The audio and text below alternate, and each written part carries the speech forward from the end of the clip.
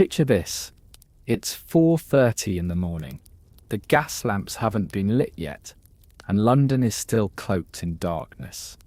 While the wealthy sleep soundly in their warm beds, a young woman named Mary quietly slips out of her cramped attic room, her feet bare against the cold floorboards. She has exactly 30 minutes to light every fireplace in the house, scrub the front steps, and prepare breakfast for a family of 8, all before they wake up. This was the reality for millions of servants in Victorian England, a world of invisible labour, crushing schedules, and brutal hierarchies that determined every aspect of their lives. Tonight we're going to explore the harsh realities of domestic service during the Victorian era, when 1 in 3 working women was employed as a household servant. So before you get comfortable, take a moment to like the video and subscribe, but only if you genuinely enjoy what I do. And let me know in the comments where you're tuning in from and what time it is for you. It's always fascinating to see who's joining us from around the world. Now dim the lights, maybe turn on a fan for that soft background hum, and let's ease into tonight's journey together. Get comfortable, close your eyes, and let the steady rhythm of ancient knowledge guide you into peaceful rest. So settle in, get comfortable, and let's journey back to a time when your social position was determined by which stairs you were allowed to use. In Victorian England, domestic service wasn't just a job, it was an entire social ecosystem with its own rigid hierarchy, unwritten rules, and complex power dynamics that mirrored the class system of the era. At the very top of this hierarchy sat the butler, the commanding general of the household staff. In grand homes, the butler was a figure of considerable authority, often earning more than skilled tradesmen. He controlled the wine cellar, managed the male servants, and served as the family's representative in all household matters. The butler's word was law below stairs, and his approval could make or break a servant's career. Just below the butler was the housekeeper, who ruled over the female servants with an iron fist wrapped in a velvet glove. She carried the keys to every room, controlled the household stores, and was responsible for maintaining the moral conduct of the female staff. The housekeeper's sitting room was her domain, where she would receive daily reports and dispense both praise and punishment. The cook held a special position of power, especially in households that prided themselves on their entertaining. A skilled cook could command significant wages and respect, but the pressure was immense. Every meal was a reflection of the family's status, and a ruined dinner could mean instant dismissal without reference. Below these senior servants came the lady's maid and the valet, personal servants who enjoyed intimate access to their employers, but lived under constant scrutiny. They dressed their employers, arranged their hair, and kept their secret. This proximity to wealth and power came with its own burdens, as they were expected to be invisible, yet indispensable. The parlour maid occupied a middle position, responsible for serving meals, cleaning the reception rooms, and maintaining the public face of the household. She wore the finest uniform and interacted directly with visitors, making her a crucial representative of the family's respectability. At the bottom of this hierarchy were the kitchen maid, the scullery maid, and the housemaid, young women who performed the most physically demanding and poorly paid work. They rose before dawn and worked until late at night, their hands constantly raw from harsh soaps, and their backs aching from endless scrubbing. But perhaps the most precarious position of all belonged to the tweenie, a young girl caught between the kitchen and the housework, belonging fully to neither domain. She was at everyone's beck and call, with no clear authority to protect her, and no specific skills to recommend her for advancement. This hierarchy wasn't just about work assignments.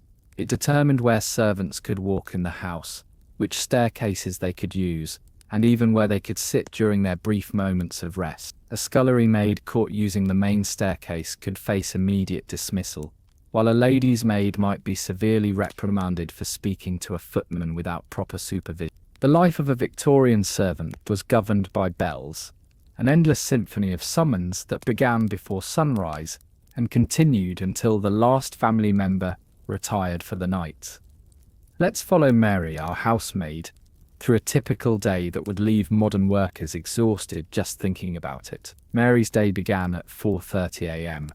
When the alarm clock in the servants' hall would ring with mechanical precision, there was no snooze button, no leisurely morning routine. Within minutes she had to be dressed and ready for work, her hair pinned back severely, and her apron spotless. Her first task was to light the fires throughout the house, a job that required carrying heavy scuttles of coal up multiple flights of stairs. In winter, this could mean lighting 15 or 20 fireplaces, each one requiring careful attention to ensure it drew properly. The fires had to be burning brightly before any family member stirred, creating the illusion that warmth simply materialized overnight. While the fires crackled to life, Mary would begin her cleaning routine. She scrubbed the front steps with a heavy brush and harsh soap, her knees pressing against the cold stone. The steps had to be spotless. Any dirt or scuff marks would reflect poorly on the family's reputation. Neighbors would notice and gossip could destroy a family's social standing. By 6 a.m., Mary was inside, dusting the formal rooms with methodical precision. Every surface had to be perfect, the mahogany furniture gleaming, the silver ornaments spotless, the floors swept clean of even the smallest speck of dust. She worked in silence, her movements quick and efficient, always listening for the sound of footsteps that might signal an early riser. At 7 a.m., the breakfast preparations began in earnest. Mary helped carry trays, set the dining room table with military precision, and ensured that every piece of china was properly warmed. The family expected their meals to be served at the perfect temperature, and any deviation from this standard could result in a tongue lashing from the cook and a mark against Mary's record. Throughout the morning, Mary responded to the constant ringing of bells. Each family member had their own bell, and servants were expected to recognize the different tones and respond accordingly. A summons from the drawing room might mean adjusting the fire or bringing tea. A call from upstairs could require helping with dressing or delivering messages. The bells never stopped, and neither did Mary. Lunchtime brought no respite. While the family dined, Mary continued her work, cleaning bedrooms, emptying chamber pots, and preparing for the afternoon's activity. The smell of carbolic soap became as familiar as her own breath, and her hands grew rough and red from constant exposure to harsh cleaning chemicals. The afternoon brought its own challenges. Mary might be called upon to help with laundry, a back-breaking task that involved heating enormous vats of water, scrubbing clothes on washboards, and wringing out heavy linens by hand. The laundry room was perpetually steamy and hot, filled with the acrid smell of lye soap and the constant sound of scrubbing. Dinner service was the most stressful part of the day. Every movement had to be choreographed, every dish presented perfect. Mary stood for hours ready to respond to any need, her feet aching in her worn shoes. The family's conversation flowed around her as if she were invisible, but she had to remain alert to every gesture that might signal a request. Evening brought the final round of duties, banking the fires, cleaning the dinner dishes, and preparing the house for the next day. Mary's workday typically ended around 10 p.m., leaving her just enough time to wash her own face and hands before collapsing into her narrow bed in the servants' quarters. But even sleep brought no guarantee of rest. Servants were expected to be on call throughout the night. A sick family member might need attention, or unexpected guests might arrive requiring immediate service. Mary slept with one ear, always listening for the sound of her name being called, or the jangle of the emergency bell. This routine repeated 7 days a week, with only slight variations for Sundays and holidays. There were no weekends, no vacation days, no sick leave. The work was relentless, demanding, and utterly exhausting. The physical conditions in which Victorian servants lived were often shocking by modern standards, reflecting their low status in the household hierarchy and society's general indifference to their comfort and well-being. Most servants lived in the basement or attic areas of their employers' homes, spaces that were never designed for human habitation. These areas were afterthoughts, converted from storage rooms or built as cheaply as possible. The servants' quarters were typically reached by narrow, steep staircases that were poorly lit and often dangerous, especially when carrying heavy loads or navigating them in the dark. Mary's bedroom was typical of a housemaid's accommodation, a space barely large enough for a single bed, a small chest of drawers and a washstand. The walls were thin, offering no privacy from the sounds of other servants or the family above. In winter, these rooms were bitterly cold, with no heating source except for small, inadequate fireplaces that servants were rarely allowed to use due to the cost of coal. The beds themselves were basic iron frames with thin mattresses that offered little comfort after a day of physical labor. Servants provided their own bedding, and many couldn't afford quality linens. The rooms had small windows, often facing north or blocked by other buildings, providing minimal natural light and poor ventilation. Privacy was virtually non-existent. Servants often shared rooms, with junior staff members sometimes sleeping 3 or 4 to a room. Personal possessions had to be kept in a small box under the bed, or in a shared chest of drawers. There was no space for personal items, no opportunity to create a comfortable personal environment. The servants' hall, where staff took their meals and spent their brief leisure time, was usually in the basement. This room was often damp and poorly ventilated, with the smell of cooking food mixing with the musty odor of underground space. The furniture was basic and uncomfortable, long wooden tables and benches that served dozens of people but offered no comfort or intimacy. Washing facilities were primitive and shared. A single cold water tap might serve 20 or more servants, with hot water available only in the kitchen, and often restricted to specific times. Baths were rare luxuries, taken in tin tubs with water heated in the kitchen and carried upstairs. Most servants made do with daily washing from a basin in their rooms, using cold water and harsh soap. The strict separation between family and servants extended to every aspect of daily life. Servants used back staircases and service corridors, remaining invisible to the family whenever possible. They were forbidden from using the main areas of the house except when working, and even then, they were expected to work quietly and efficiently without drawing attention to themselves. Meals were another reminder of servants' low status. While the family dined on fine china with multiple courses, servants ate simple, often monotonous food from plain dishes. The cook prepared separate meals for the staff, typically consisting of bread, cheap cuts of meat and vegetables. Leftovers from the family's meals were considered treats, and servants were grateful for these small improvements to their diet. The social isolation was perhaps even more difficult than the physical discomfort. Servants were cut off from their families and communities, often working far from their birthplaces with no money for travel home. They were discouraged from forming friendships with other servants, as romantic relationships were strictly forbidden, and even close friendships were viewed with suspicion by employers. Letters from home were rare and precious, but servants had little time to write responses. Many were barely literate, having started work as children with no opportunity for education. The emotional toll of this isolation was enormous, with many servants suffering from depression and loneliness that had no outlet or acknowledgement. The lack of personal space and privacy meant that servants had no refuge from the constant demands of their work. They couldn't retreat to a comfortable room, couldn't surround themselves with personal belongings, couldn't create any sense of home or belonging. Their entire existence was defined by their service to others, with no recognition of their individual needs or desires. The economic reality of domestic service in Victorian England was a carefully constructed trap that kept servants dependent on their employers, while providing minimal compensation for their exhausting labor. Understanding the financial aspects of service reveals how the system perpetuated itself and why escape was so difficult.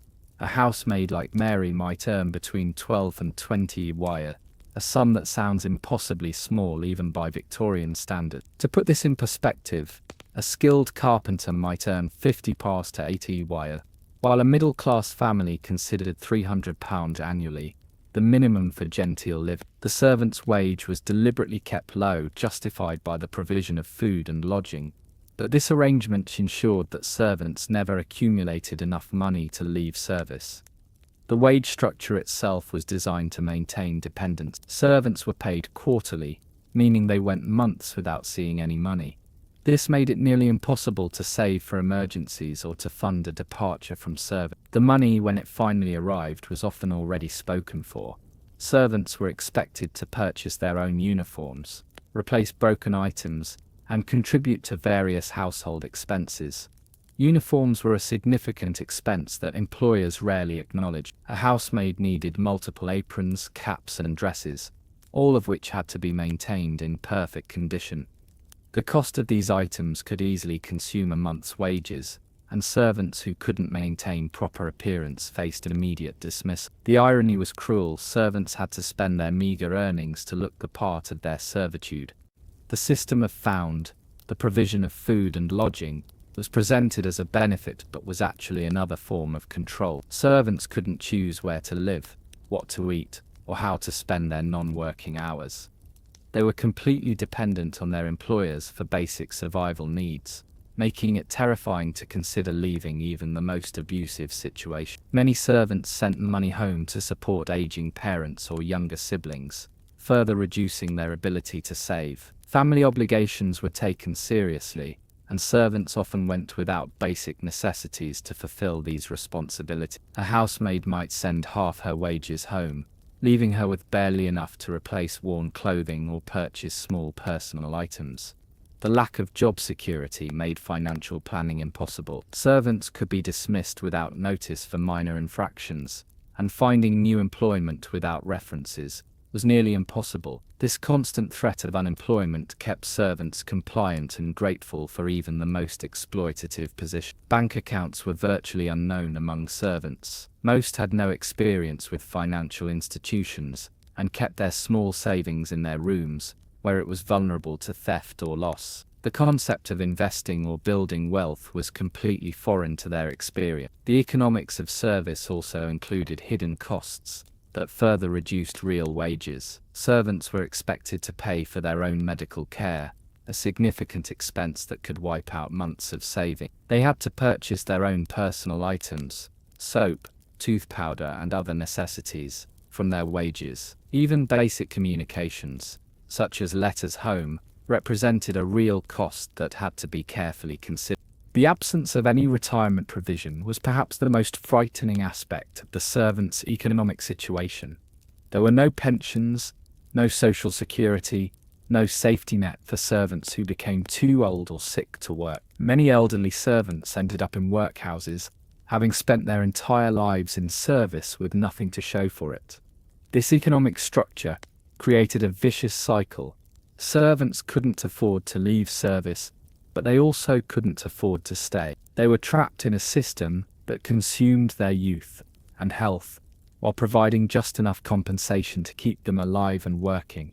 The promise of eventual promotion to higher positions kept many servants hopeful, but the reality was that few ever advanced significantly in the hierarchy. The contrast between the servants' poverty and the wealth they were surrounded by daily was psychologically devastating. They polished silver, worth more than their annual wages, served meals that cost more than their monthly earnings, and maintained homes that represented fortunes beyond their comprehension. This constant reminder of their economic insignificance was a form of psychological torture that the Victorian era normalized and even celebrated. Victorian society was built on the foundation of rigid social boundaries, and nowhere were these boundaries more strictly enforced than in the relationship between servants and their employers. These invisible but absolute barriers governed every interaction, every conversation, and every moment of a servant's existence within the household. The concept of knowing one's place was drilled into servants from their first day of employment. This wasn't simply about work duties. It was about understanding and accepting their fundamental inferiority in the social hierarchy. Servants were expected to be grateful for their position, regardless of how they were treated, and to show deference to their employers at all times. Physical boundaries were strictly maintained. Servants were forbidden from looking directly at family members unless specifically addressed. They were taught to move quietly and efficiently, to remain invisible when possible, and to never speak unless spoken to. When a servant entered a room where family members were present, they were expected to stand at attention until dismissed, regardless of how long they had to wait. The language of service was carefully regulated. Servants used formal address at all times. Yes, ma'am. No, sir. If you please. They were never to use familiar terms or engage in casual conversation, even when delivering messages or providing information. Servants were expected to speak in the most respectful and self-effacing manner possible. Social interaction between servants and family members was strictly prohibited. Servants who attempted to engage in friendly conversation, who showed interest in family affairs, or who expressed opinions about household matters, faced immediate correction and possible dismissal. The message was clear: servants were not people with thoughts, feelings, or legitimate interests. They were human tools designed to serve. The barrier extended to physical contact as well. Servants were never to touch family members unless specifically required for their duties, such as helping with dressing or grooming. Even accidental contact was considered a serious breach of protocol. This prohibition on physical contact reinforced the idea that servants were somehow contaminated or unworthy of normal human interaction. Marriage between servants and family members was absolutely forbidden and was considered a scandal that could destroy a family's reputation. Even romantic relationships between servants and the family's friends or associates were grounds for immediate dismissal. The sexual boundaries were particularly strict for female servants, who were expected to remain pure and untouched, available only for servants. The social boundaries even extended to religion and personal beliefs. Servants were expected to attend the family's church and to conform to their religious practices, regardless of their personal convictions. They had no right to their own spiritual lives or philosophical opinion. Their entire identity was subsumed into their service role. Education and intellectual development were actively discouraged. Servants who showed interest in reading, who attempted to improve their knowledge, or who expressed ambitions beyond service, were viewed with suspicion. The fear was that educated servants might become dissatisfied with their position, or worse, might aspire to rise above their station. The boundaries were reinforced through constant surveillance and report. Senior servants were expected to monitor junior staff and report any violations of protocol. Family members encouraged this surveillance, creating an atmosphere of mistrust and fear among the servants. Anyone who challenged the boundaries faced not only punishment from employers, but also ostracism from their fellow servants. These social boundaries had profound psychological effects on servants. Many internalized the messages about their inferiority and came to believe that they were indeed lesser beings deserving of poor treatment. The constant reinforcement of their low status created a form of learned helplessness that made resistance seem impossible. The boundaries also created a strange form of intimacy without equality. Servants knew intimate details about their employers' lives, their health problems, financial difficulties, family conflicts, and personal secrets. Yet this knowledge only emphasized their powerlessness. They were trusted with secrets, but not with respect. They were essential to their employer's comfort, but remained invisible in their employer's consciousness. Breaking these boundaries, even accidentally, could result in immediate dismissal without reference. A servant who forgot their place, who spoke out of turn, or who showed any sign of treating their employers as equals, faced devastating consequences. The fear of transgressing these invisible lines created constant anxiety and self-censorship. The cruelest aspect of these boundaries was how they robbed servants of their humanity. They were expected to have no personal needs, no emotional responses, no individual desires. They were to be perfect servants, always available, always compliant, always grateful. The psychological cost of maintaining this facade was enormous, leading to depression, anxiety, and a profound sense of worthlessness. The combination of dangerous chemicals, physical strain, and hazardous working conditions created a perfect storm of occupational health problems that plagued servants throughout their career. Chemical exposure was one of the most serious, but least recognized dangers. The cleaning products used in Victorian households were harsh and toxic. Servants worked with strong acids to clean toilets, caustic soda for washing dishes, and various poisonous substances for polishing metals. These chemicals caused severe skin irritation, respiratory problems, and long-term health issues that were never connected to workplace exposure. Mary's hands, like those of most servants, were constantly damaged by the harsh soaps and cleaning agents she used daily. The skin would crack and bleed, creating open wounds that were vulnerable to infection. The constant exposure to these chemicals also caused dermatitis, a painful condition that made even simple tasks agonizing. But servants had no choice but to continue working through the pain. The physical demands of service took a tremendous toll on servants' bodies.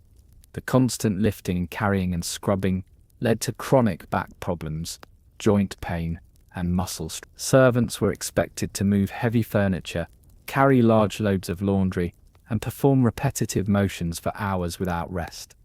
The cumulative effect of this physical strain was devastating, with many servants becoming permanently disabled by their work. Respiratory problems were endemic among servants due to the dusty, poorly ventilated working conditions. The constant exposure to coal dust from tending fires, combined with the dust from cleaning and the fumes from various household chemicals, created serious lung problems. Many servants developed chronic cough, asthma, and other respiratory ailments that shortened their lives significantly. The risk of burns and scalds was constant. Servants worked with open fires, hot water, and dangerous cooking equipment throughout their shift. Kitchen maids faced particular danger from the large ranges and ovens that could cause severe burns. The absence of safety equipment or proper training made these accidents common and often serious. Sleep deprivation was another serious health hazard that affected every aspect of a servant's well-being. The long hours and constant on-call status meant that servants rarely got adequate rest. This chronic sleep deprivation led to mental health problems, increased accident rates, and compromised immune systems that made servants vulnerable to illness. The poor living conditions contributed to numerous health problems. The damp, poorly ventilated servants' quarters were breeding grounds for tuberculosis, pneumonia, and other respiratory disease. The overcrowded conditions meant that illness spread rapidly through the servants' quarters,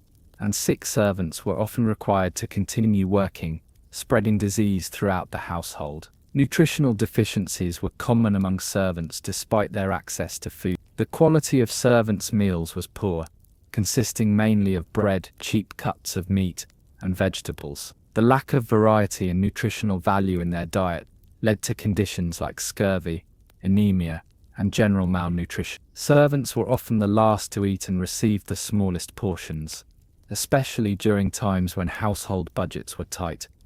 Mental health problems were widespread but completely unequivocal. The isolation, constant stress, and dehumanizing treatment led to high rates of depression and anxiety among servants. Many servants suffered from what we would now recognize as post-traumatic stress disorder, but Victorian society had no understanding of mental health issues and no resources for treatment. The lack of medical care meant that minor health problems often became serious conditions. Servants couldn't afford doctors and were reluctant to ask for time off for illness. They worked through sickness, often making their conditions worse and putting other household members at risk. The attitude was that servants were expendable. If one became too sick to work, they could easily be replaced. Pregnancy presented particular dangers for female servants. Pregnant servants were often dismissed immediately, leaving them without income or support during a vulnerable time. Those who managed to hide their pregnancies faced the danger of working in physically demanding jobs while carrying a child. The stress and physical demands often led to miscarriages or complicated births. The cumulative effect of these health hazards was that servants aged rapidly and died young. The combination of physical strain, chemical exposure, poor nutrition, and inadequate medical care created a perfect storm of health problems that dramatically shortened life expectancy. Many servants were physically broken by their work before they reached middle age. The most tragic aspect of these health hazards was that they were preventable. Better working conditions, proper safety equipment, and adequate medical care could have prevented much of the suffering. But the economic structure of domestic service made servants' health expendable in the pursuit of maintaining the comfortable lifestyle of their employers. The psychological impact of domestic service in Victorian England was perhaps even more devastating than the physical hardship. The constant dehumanization, isolation, and powerlessness created deep psychological wounds that affected every aspect of a servant's existence and often lasted long after their service ended. The fundamental psychological challenge of service was the complete loss of personal identity. Servants were expected to suppress their individual personalities, preferences, and emotions in favor of becoming perfect instruments of their employer's will. They had to smile when they were miserable, remain calm when they were frightened, and show gratitude when they were being mistreated. This constant emotional performance was exhausting and psychologically damaging. Mary, like many servants, struggled with a profound sense of worthlessness that was constantly reinforced by her daily experience. She was treated as less than human, her opinions dismissed, her needs ignored, and her feelings considered irrelevant. The message that she was insignificant and replaceable was communicated in countless ways throughout each day, creating a deep-seated belief that she had no value as a person. The isolation of service was particularly cruel. Servants were separated from their families and communities, often living far from home with no opportunity for regular contact. They were discouraged from forming close relationships with other servants, and romantic relationships were strictly forbidden. This social isolation created a profound loneliness that ate away at their mental health. The constant surveillance and criticism created a state of perpetual anxiety. Servants never knew when they might be watched, judged, or punished for some perceived failing. They learned to second-guess every action, to anticipate criticism, and to live in a state of constant vigilance. This chronic stress took a tremendous toll on their mental health and ability to function normally. The powerlessness of their situation was psychologically devastating. Servants had no control over their living conditions, their work assignments, their daily schedules, or their future prospects. They were completely dependent on their employer's goodwill and had no recourse when they were mistreated. This learned helplessness created a deep sense of despair and resignation.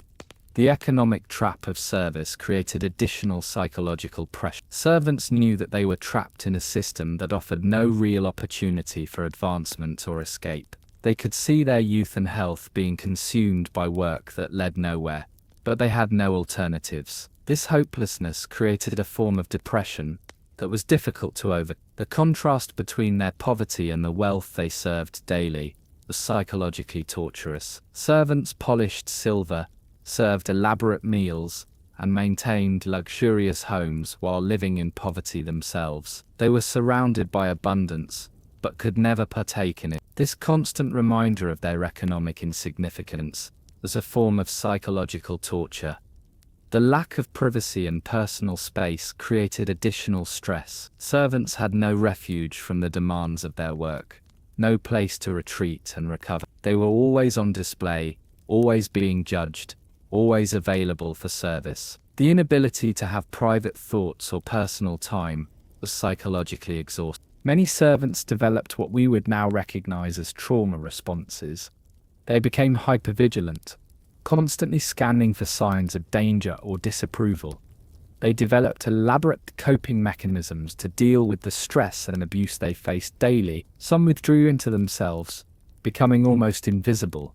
Others developed a grim determination to survive at any cost.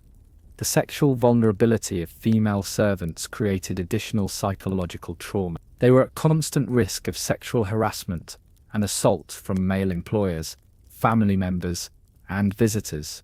The knowledge that they had no protection and no recourse created a constant state of fear and anxiety. Many female servants lived in terror of unwanted advances that could destroy their reputation and livelihood. The absence of any future prospects created a unique form of despair. Servants could see their entire lives stretching ahead of them, decades of the same exhausting work, the same mistreatment, the same poverty. There was no retirement plan, no hope of advancement, no possibility of escape. This knowledge that their situation would never improve created a deep depression that was difficult to overcome. The psychological impact of service often lasted long after servants left their position. Many former servants struggled with self-esteem issues, depression, and anxiety throughout their lives. They had been so thoroughly conditioned to see themselves as inferior that they found it difficult to function as equals in society. The psychological scars of service were often permanent and affected their relationships, career prospects, and overall quality of life.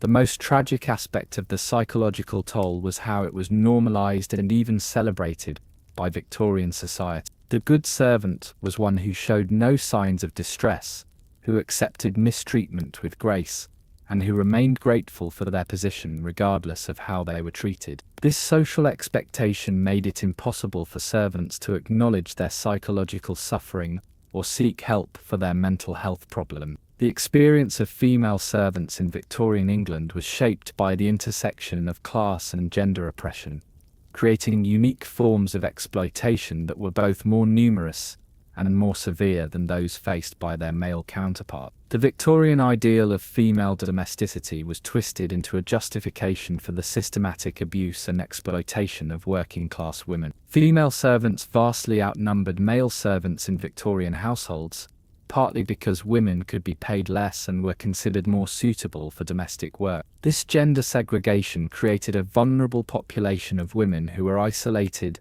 economically dependent, and sexually vulnerable in ways that male servants were not.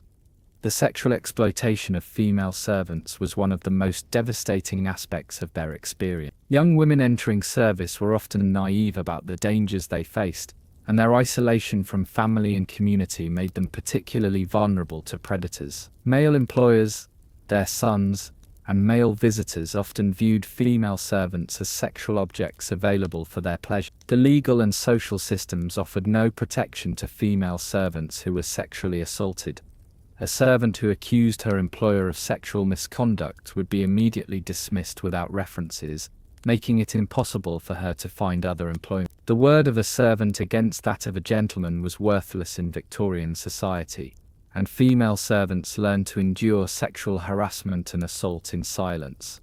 Pregnancy was a catastrophic event for a female servant. An unmarried pregnant servant would be dismissed immediately, regardless of the circumstances of her pregnancy. She would be left without income, without references, and without support during the most vulnerable time of her life. Many pregnant servants were forced into prostitution or ended up in workhouses, where conditions were even worse than those of domestic service.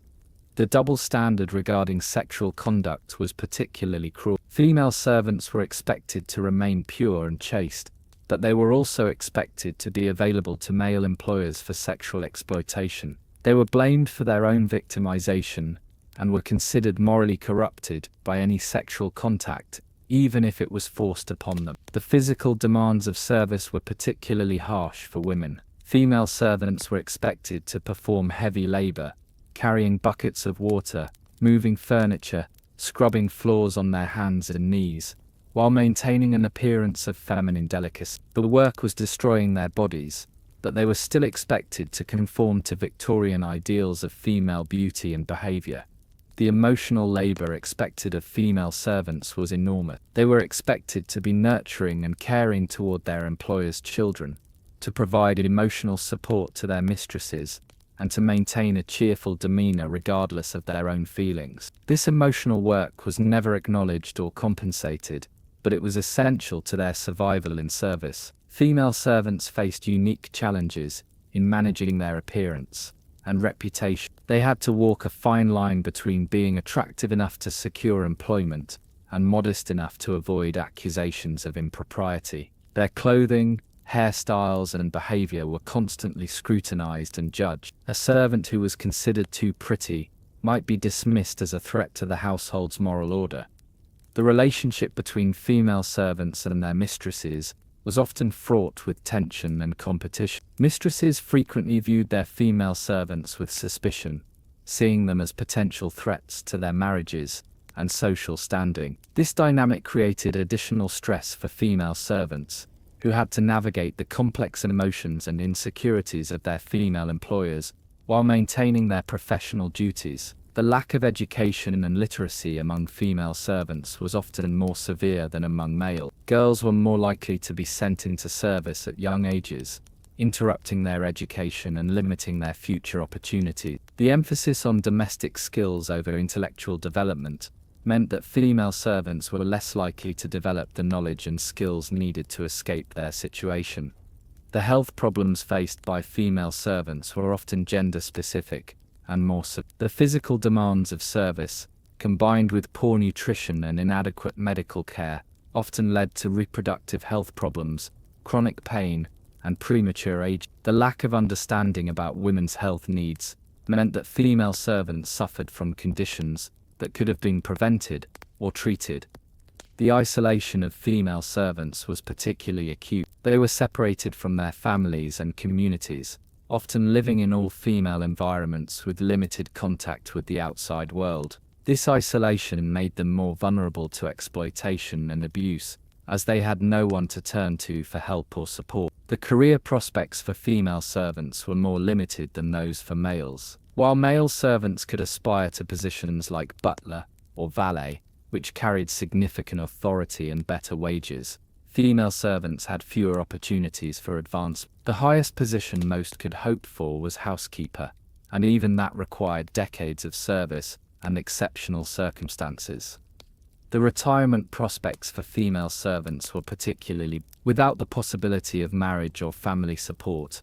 Aging female servants faced a future of poverty and destitution. Many ended up in workhouses or charitable institutions, having spent their entire lives in service with nothing to show for. The psychological impact of this gender-specific exploitation was devastating. Female servants internalized messages about their worthlessness and vulnerability, often developing a deep mistrust of men and a profound sense of powerlessness. The constant threat of sexual exploitation created a state of hypervigilance and fear that affected every aspect of their lives. Perhaps the most heartbreaking aspect of Victorian domestic service was the exploitation of children, who were regularly employed in households across Britain from ages as young as 10 or 11. These child servants faced all the hardships of adult servants, while being denied the basic rights of childhood, education, play, protection, and nurturing care. The practice of employing child servants was so common that it was barely remarked upon in Victorian society. Poor families, desperate for income, would send their children into service as soon as they were old enough to be useful. The children were often grateful for the opportunity, not understanding the price they would pay for their employment. Young girls were particularly vulnerable to exploitation as child servants. They were often employed as scullery maids, the lowest position in the household hierarchy, where they performed the most menial and physically demanding tasks. A 10-year-old girl might spend her days scrubbing pots with hands too small to grip them properly, her arms aching from reaching into deep sinks, her back bent over wash basins for hours at a time. The physical demands placed on child servants were often beyond their capability. They were expected to carry heavy buckets of water, move furniture, and work for the same long hours as adult servants. Their growing bodies were damaged by this premature physical strain, leading to stunted growth, spinal problems, and other health issues that would plague them throughout their lives.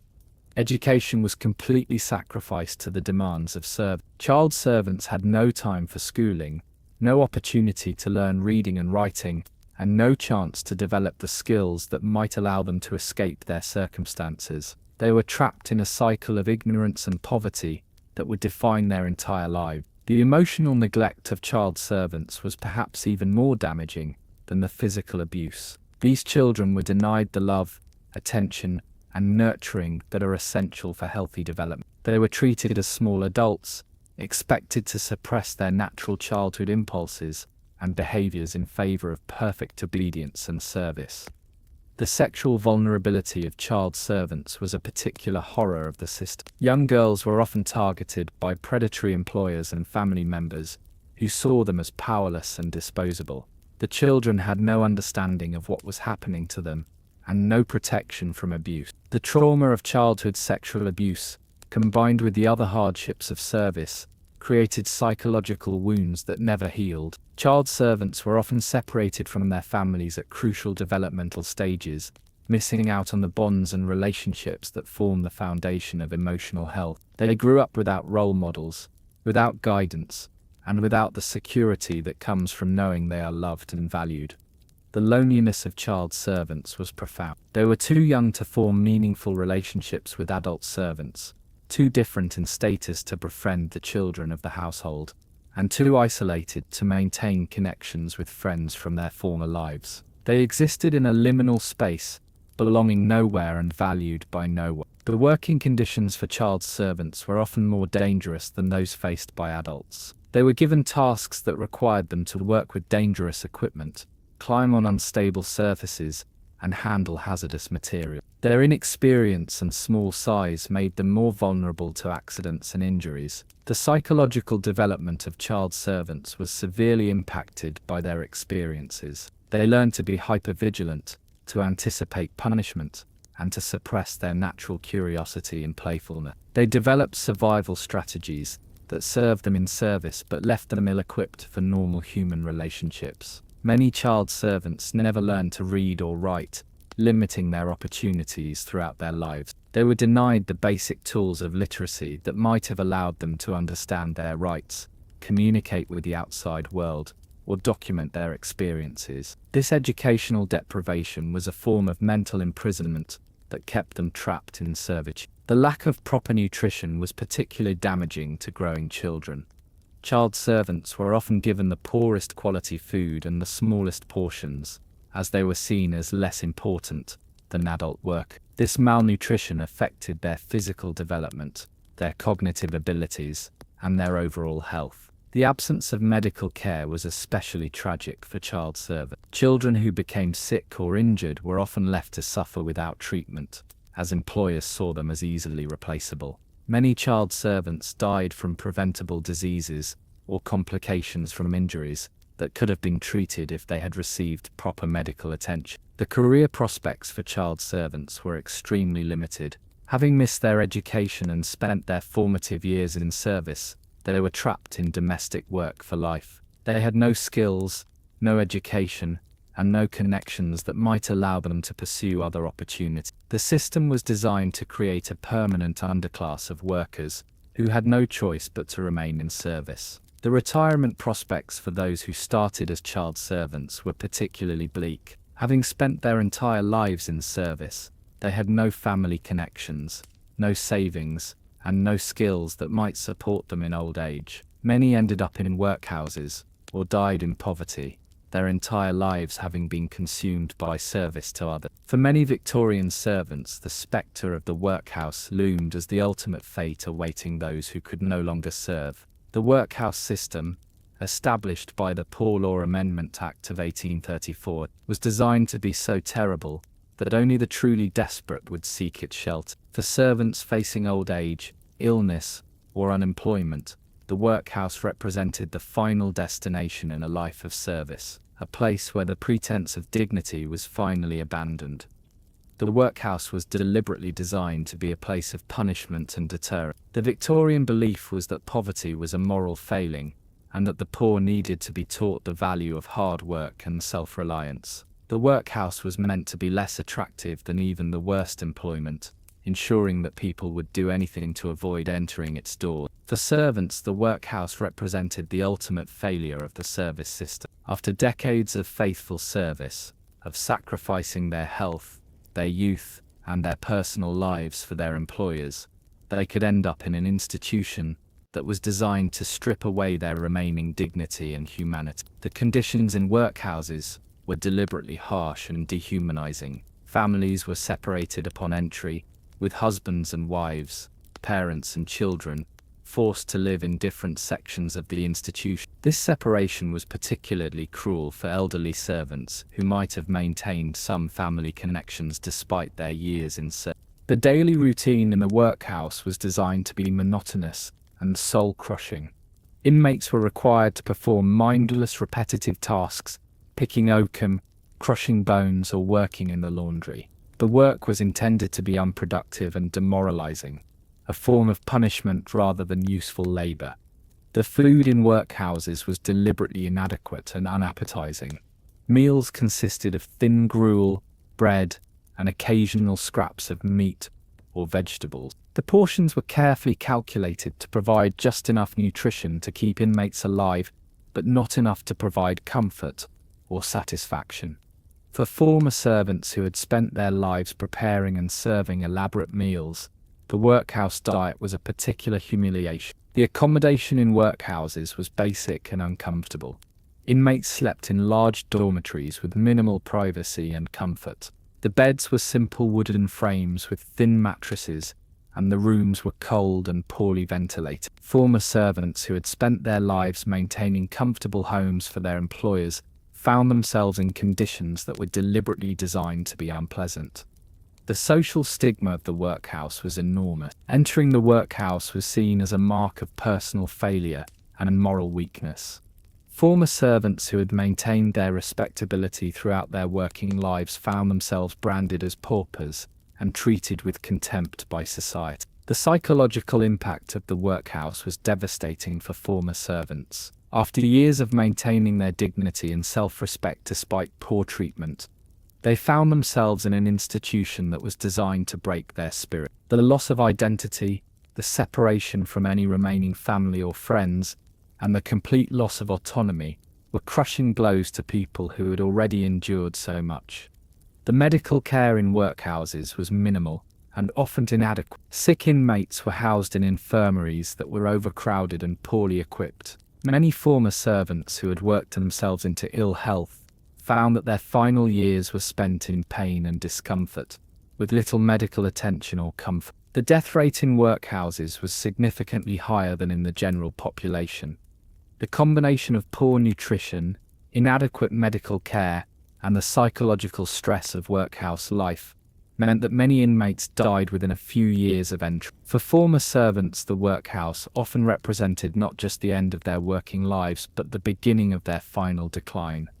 The workhouse system was particularly cruel to former servants because it represented such a dramatic fall from their previous state. Even the lowest servant had more dignity and autonomy than a workhouse inmate. The transition from service to the workhouse was a devastating blow that many former servants never recovered from. The fear of the workhouse was a powerful tool of social control that kept servants compliant and grateful for even the worst employment. The knowledge that dismissal could lead to the workhouse made servants willing to endure almost any abuse rather than lose their position. The workhouse system also revealed the fundamental hypocrisy of Victorian society's treatment of servants. After decades of faithful service, of maintaining the comfortable lifestyles of their employers, servants were abandoned to institutions that were designed to punish them for their poverty and dependence. Many former servants tried desperately to avoid the workhouse,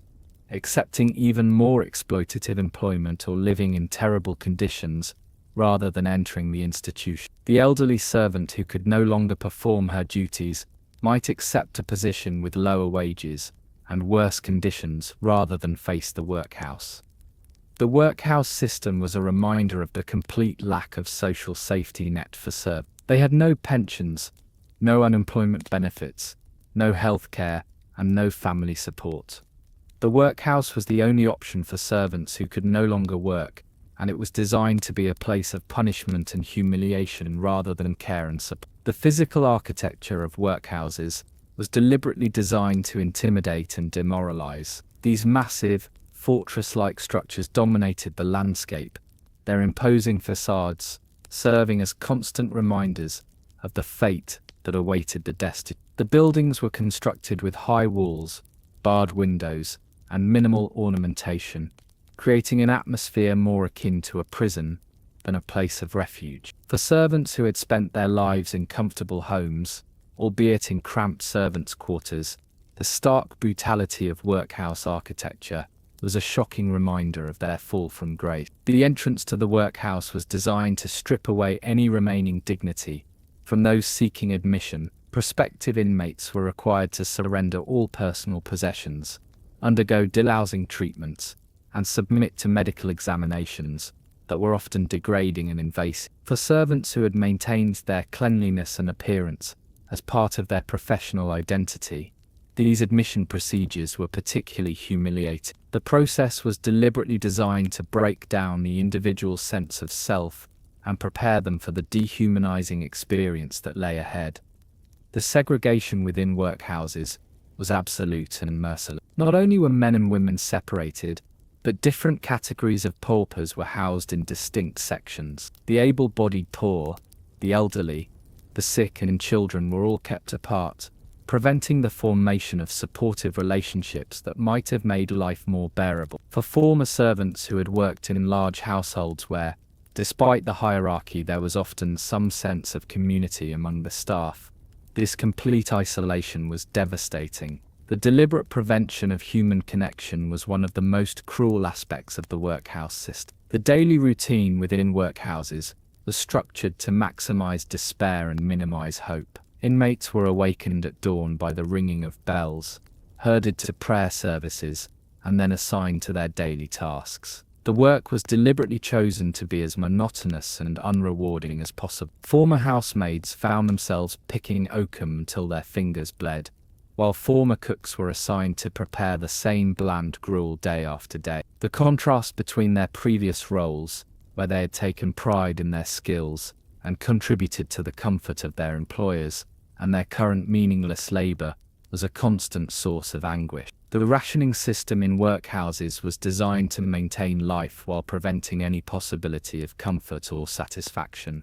Meals were served at precise times, with carefully measured portions that provided just enough nutrition to prevent starvation. The menu was deliberately monotonous, consisting of the same basic ingredients prepared in the same way day after day. For former servants who had been responsible for preparing elaborate meals and who had often been allowed to sample the food they prepared, the workhouse diet was a particular torment. The bread was often stale, the gruel thin and tasteless, and the occasional piece of meat was usually of the poorest quality. The sleeping arrangements in workhouses were designed to deny inmates any sense of privacy or personal space. Dormitories contained rows of narrow beds, separated by minimal space, with no storage for personal belongings, and no privacy screens. The bedding was basic and often inadequate, with thin blankets that provided little warmth during cold nights. Former servants who had at least enjoyed the privacy of their own small rooms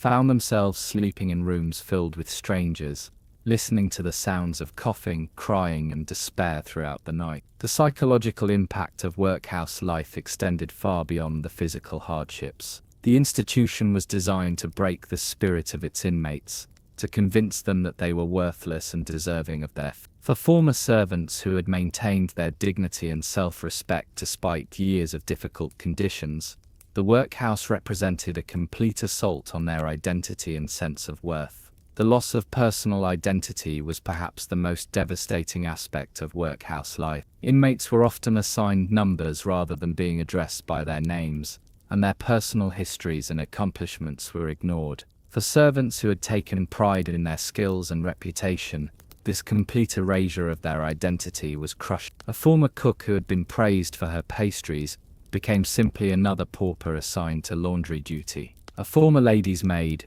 who had been trusted with valuable clothing and jewelry, became just another inmate, picking oak. The separation from family and friends was another source of profound anguish. While many servants had already sacrificed family relationships for their careers, some had maintained connections with relatives, or had formed close friendships with fellow servants. The workhouse system deliberately severed these connections, preventing visits and correspondence that might have provided emotional support. The isolation was complete and devastating, leaving former servants with no one to share their memories or provide comfort in their darkest hours. The constant surveillance and lack of privacy in workhouses created an atmosphere of perpetual tension and fear. Guards watched the inmates constantly, ready to punish any sign of disobedience or non-compliance. For servants who had been accustomed to at least some autonomy in their work, the complete lack of freedom was overwhelming. Every movement was monitored,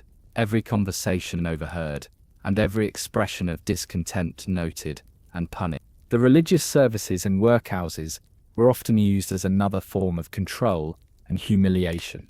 Inmates were required to attend lengthy prayer sessions, where they were lectured about their moral failings and reminded of their dependence on charity. The sermons often emphasized themes of punishment and redemption, reinforcing the idea that poverty was a result of moral weakness.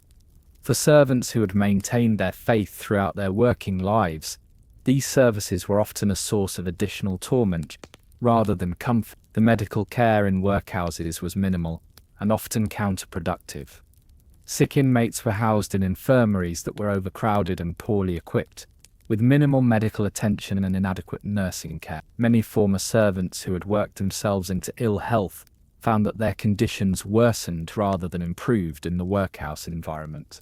The combination of poor nutrition, unsanitary conditions, and inadequate medical care meant that many inmates died within a few years of admission. The workhouse system was not merely cruel by accident. It was deliberately designed to minimize costs, while maximizing deterrence. The economic calculations that drove the system were based on the principle that poor relief should be as unpleasant and expensive as possible for the recipients, while being as cheap as possible for the taxpayer. This economic logic created a system that was uniquely suited to breaking the spirits of those who had spent their lives in service.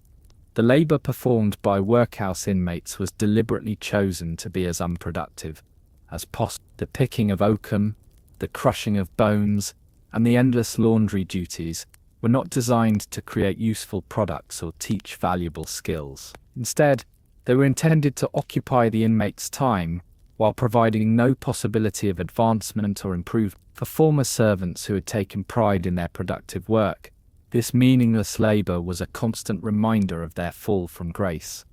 The clothing provided to workhouse inmates was deliberately uniform and stigmatized. The drab, ill-fitting garments marked the wearer as a pauper and prevented any expression of individual taste or style. For servants who had taken pride in their appearance and had often been required to maintain high standards of dress, the workhouse uniform was a particular humiliation. The clothes were often poorly made and uncomfortable, adding to the general atmosphere of discomfort and despair. The educational opportunities in workhouses were minimal and often counterproductive. While some institutions provided basic literacy instruction, the education was designed to reinforce the inmates' inferior status, rather than provide them with skills that might help them escape. For servants who had been prevented from pursuing education during their working lives, the workhouse offered no second chances for intellectual development or personal growth. The healthcare costs in workhouses were kept to a minimum through the simple expedient of providing as little care as possible. The high death rate among inmates was seen as a natural consequence of their previous lifestyle, rather than a result of inadequate care. For former servants who had sacrificed their health in service to their employers, the workhouse offered no compensation or treatment for their work-related ailments. Throughout the era, there were countless acts of resistance, rebellion, and quiet defiance that challenged the authority of employers and asserted the humanity of those who served. These acts of resistance ranged from subtle passive resistance to open rebellion, and they reveal the strength and dignity of people who refused to be completely broken by their circumstance. The most common form of resistance was passive defiance, small acts of non-compliance that allowed servants to maintain some sense of agency and dignity. A maid might deliberately work slowly when given an unreasonable task, or a cook might accidentally oversalt a dish when she felt unappreciated. These acts were risky as they could lead to dismissal, but they provided servants with a way to express their frustration and maintain their self-respect. Gossip and information sharing among servants was another form of resistance. Despite employers' efforts to keep servants isolated and competitive, many developed networks of communication that allowed them to share information about working conditions, wages, and treatment in different households. This underground network helped servants identify the best employers and avoid the worst ones. Some servants engaged in more direct forms of resistance. They might refuse to perform certain tasks, demand better treatment, or even quit their positions without giving proper notice. These acts of defiance were dangerous, as they could result in dismissal without references, but they represented a refusal to accept complete powerlessness. The formation of servants' unions and associations was a more organized form of resistance. Although these organizations were often suppressed by employers and faced significant legal obstacles, they provided servants with a collective voice and some protection against the worst abuse. The early servants' unions focused on improving working conditions, establishing standard wages, and providing mutual support for members. Some servants resisted by seeking education and self-improvement despite their employers' disapproval. They might learn to read and write in their spare time, attend evening classes, or engage in intellectual discussions with fellow servants. This pursuit of knowledge was a form of resistance against the system that sought to keep them ignorant and dependent. Religious resistance was another important form of defiance. Some servants found in religion a source of strength and dignity that their employers could not touch. They might attend different churches than their employers, participate in religious study groups, or find in their faith a sense of worth and purpose that transcended their social position. The decision to leave service permanently was perhaps the ultimate form of resistance. Some servants saved money, developed skills, or found alternative employment that allowed them to escape domestic service entirely. These success stories were rare, but they provided hope and inspiration to others who were still trapped in the system. Female servants sometimes resisted sexual exploitation by reporting abusive employers, organizing boycotts of households known for mistreating servants, or finding ways to protect younger servants from predatory employers. These acts of solidarity were dangerous but crucial for the survival and dignity of women in service. Some servants resisted by maintaining connections with their families and communities despite employers' efforts to isolate them. They might send money home, write letters, or find ways to visit their families. These connections provided emotional support and reminded servants that they had identities beyond their service roles. The keeping of diaries, letters, and other personal records was a form of resistance that allowed servants to maintain their sense of self and document their experience. These personal writings, when they survived, provide valuable insight into the lives of servants and show how they maintained their humanity despite dehumanizing treatment. Some servants resisted by developing skills and talents that were not directly related to their service duty. They might learn to play musical instruments, write poetry, or develop artistic abilities. These pursuits provided them with sources of joy and self-expression that were independent of their employment. The formation of romantic relationships despite employers' prohibitions was another form of resistance. Servants who fell in love and maintained relationships were asserting their right to human connection and emotional fulfillment. These relationships were often conducted in secret and faced significant obstacles, but they represented a refusal to accept complete emotional isolation. Some servants resisted by questioning the social hierarchy and challenging the assumptions that justified their treatment. They might express skepticism about the natural superiority of their employers, or question the fairness of the social system. These intellectual challenges to the status quo were dangerous but important forms of resistance. The preservation of cultural traditions and practices from servants' home communities was another form of resistance. They might maintain regional dialects, prepare traditional foods, or celebrate cultural holidays, despite employers' efforts to erase their cultural identities. Small acts of kindness and mutual support among servants were forms of resistance against the competitive and isolating nature of the service system. Servants who helped each other, shared resources, or provided emotional support were creating alternative communities that challenged the authority of their employers. The decision to speak out about abuse or mistreatment, despite the risks involved, was a courageous form of resistance. Servants who reported sexual assault, physical abuse, or other mistreatment were challenging the system that protected employers and silenced servants. The development of informal communication networks among servants represented one of the most significant forms of resistance to the isolating nature of domestic service. Despite employers' efforts to keep servants separated and competitive, many developed sophisticated systems for sharing information and providing mutual support. These networks operated through a variety of channels, from chance encounters in markets and shops to carefully orchestrated meetings during rare free time.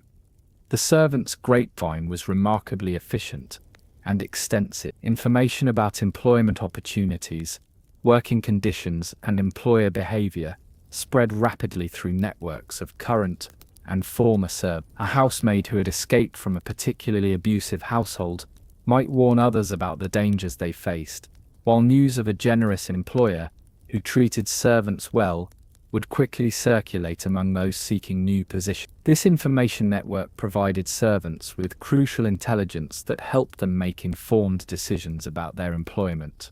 The development of mutual aid societies among servants represented a more formal attempt to provide support and protection. These organizations, often meeting in secret or under the guise of religious or social clubs, provided financial assistance to members in times of need, helped find employment for those who had lost their positions, and offered emotional support to those struggling with the demands of service life. The existence of these societies challenged the employer's assumption that servants were naturally competitive and individualistic.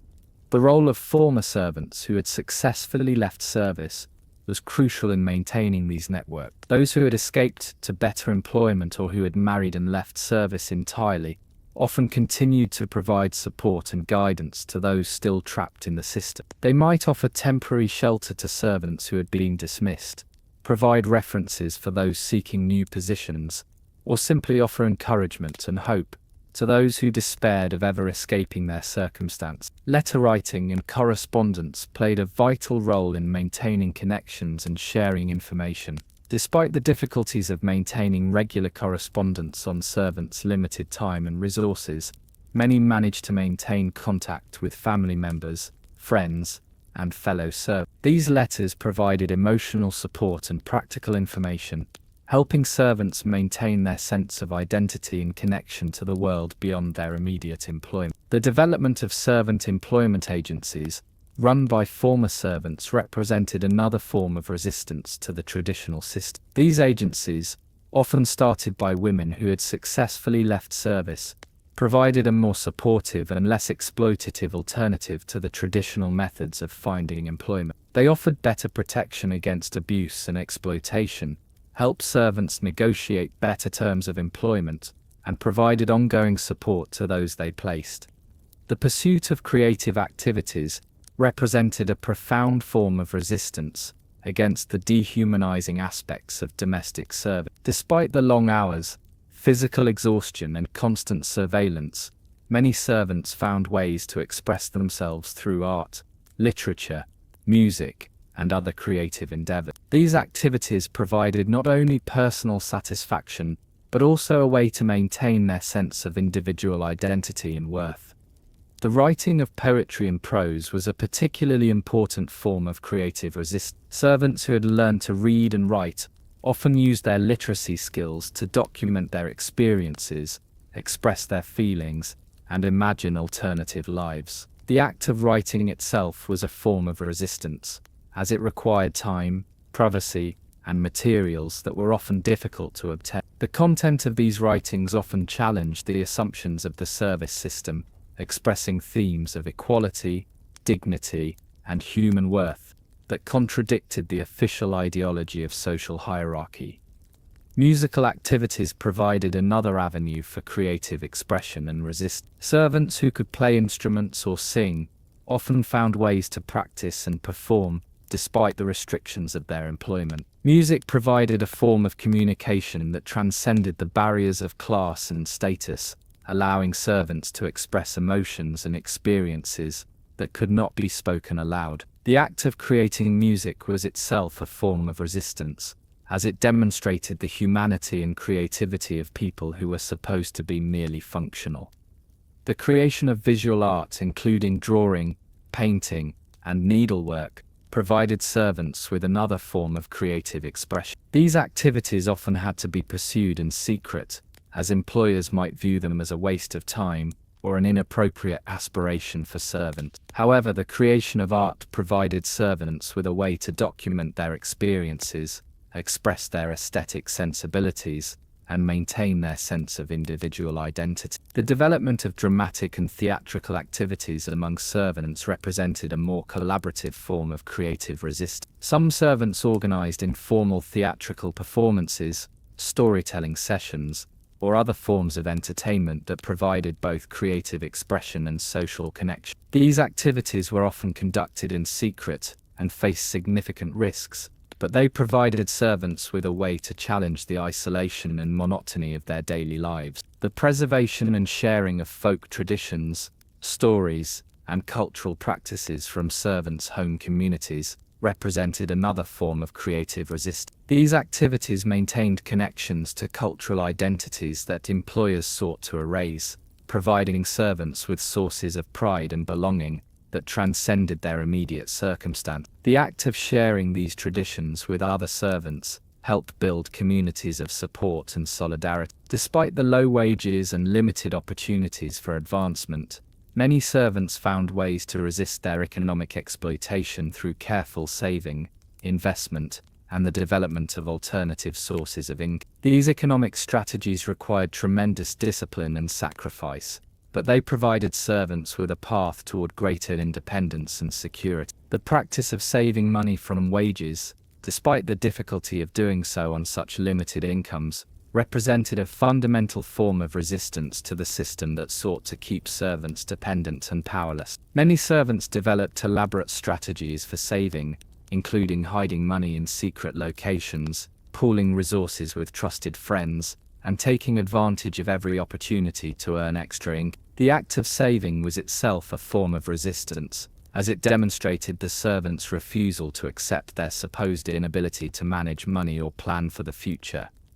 The development of small business ventures represented a more ambitious form of economic resistance. Some servants used their savings to start small businesses, such as taking in laundry, sewing, or providing domestic services on a freelance basis. These ventures often had to be conducted in secret, as employers might view them as a distraction from service duties or a threat to their authority. However, these businesses provided servants with alternative sources of income and the possibility of eventual economic independence. The formation of informal lending circles and mutual aid societies among servants provided a way to pool resources and provide financial support to members in times of need. These organizations operated on principles of mutual trust and reciprocity, providing loans for emergencies, helping members save for large purchases, and offering financial advice and support. The existence of these financial networks challenged the employer's assumption that servants were naturally improvident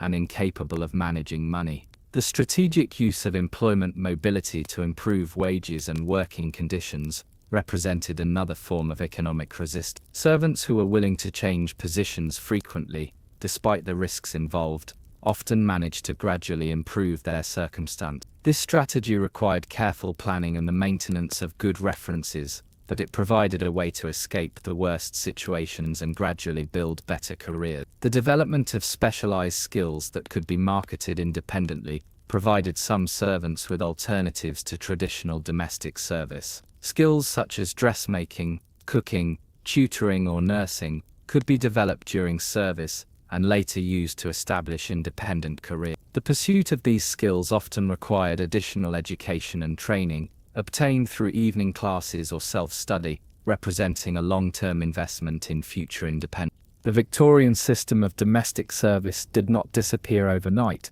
but by the early 20th century, it was already beginning to show signs of strain and decline. The forces that would eventually transform the relationship between employers and domestic workers were already beginning to emerge, though few at the time could have predicted the dramatic changes that lay ahead. The Industrial Revolution, which had created much of the wealth that supported elaborate domestic establishments, also began to offer alternative employment opportunities for working-class women and men. Factories, offices, and shops provided work that, while still difficult and poorly paid, offered more freedom and dignity than domestic service. The changing nature of middle-class life also began to affect demand for service. Smaller houses, new technologies, and changing social expectations meant that fewer households required large staffs of servants. The elaborate rituals and ceremonies that had required armies of servants were beginning to seem outdated and unnecessarily complicated. The rise of department stores and ready-made goods reduced the need for the skilled domestic production that had previously required specialized servants. Clothes could be bought rather than made, food could be purchased prepared, and household goods could be bought rather than crafted by skilled servants. The development of new technologies began to make some servant roles obsolete. Gaslighting reduced the need for servants to tend oil lamps and candles. Improved heating systems reduced the need for servants to maintain multiple fireplaces. These technological changes would eventually transform domestic life entirely. The growth of the service sector economy provided new opportunities for women who might previously have entered domestic service. Jobs in shops, offices, and telephone exchanges offered better working conditions and more respectability than traditional servant roles. The women's suffrage movement and changing attitudes toward women's rights began to challenge the assumptions that had justified the exploitation of female servants. The idea that women deserved education, fair wages, and protection from abuse was beginning to gain acceptance, though it would take decades for these ideas to fully transform domestic service. The two world wars would prove to be the death knell for the Victorian system of domestic service. The demand for workers in factories and other war-related industries drew servants away from domestic work. The experience of war service gave working-class people new skills, confidence, and expectations that made them unwilling to return to the subservient roles they had previously accepted. The economic changes brought about by the wars also affected the ability of middle and upper-class families to maintain large staffs of servants. The costs of domestic service became prohibitive for all but the wealthiest families, and the tax burden of supporting domestic establishments became increasingly onerous. The development of labor-saving devices and appliances began to make it possible for families to maintain their homes without large staffs of servants. Vacuum cleaners, washing machines, and other household appliances reduced the need for the army of servants who had previously been required to maintain a comfortable household. The rise of the welfare state and labor protections began to provide workers with alternatives to exploitative employment. Unemployment benefits, health insurance, and other social programs meant that workers were no longer completely dependent on their employers for survival. The changing social attitudes of the 20th century made the Victorian system of domestic service seem increasingly outdated and unfair. The idea that some people were naturally suited to serve others was challenged by new ideas about human equality and dignity. The growth of education and literacy among the working class meant that fewer people were willing to accept the ignorance and dependence that had characterized Victorian domestic service. Education provided workers with skills and knowledge that allowed them to pursue better opportunities. The development of transportation and communication systems made it easier for workers to find alternative employment and maintain connections with their families and community. The isolation that had been such a crucial part of the Victorian servant system became increasingly difficult to maintain. The changing nature of family life also affected domestic service. Smaller families, less formal social customs, and more democratic family relationships meant that the elaborate servant hierarchies of the Victorian era were no longer necessary or appropriate. The rise of professional domestic service agencies and the standardization of employment practices began to provide domestic workers with more protection and better working conditions. These changes were gradual and incomplete, but they represented a significant improvement over the Victorian system. The legacy of Victorian domestic service can still be seen in modern domestic work, but the worst abuses of the system have been largely eliminated. The exploitation, abuse, and dehumanization that characterized Victorian domestic service serve as a reminder of the importance of workers' rights and human dignity. The development of household technologies in the late 19th and early 20th centuries represented perhaps the most significant threat to the traditional domestic service system. These innovations, which began as luxury items for the wealthy,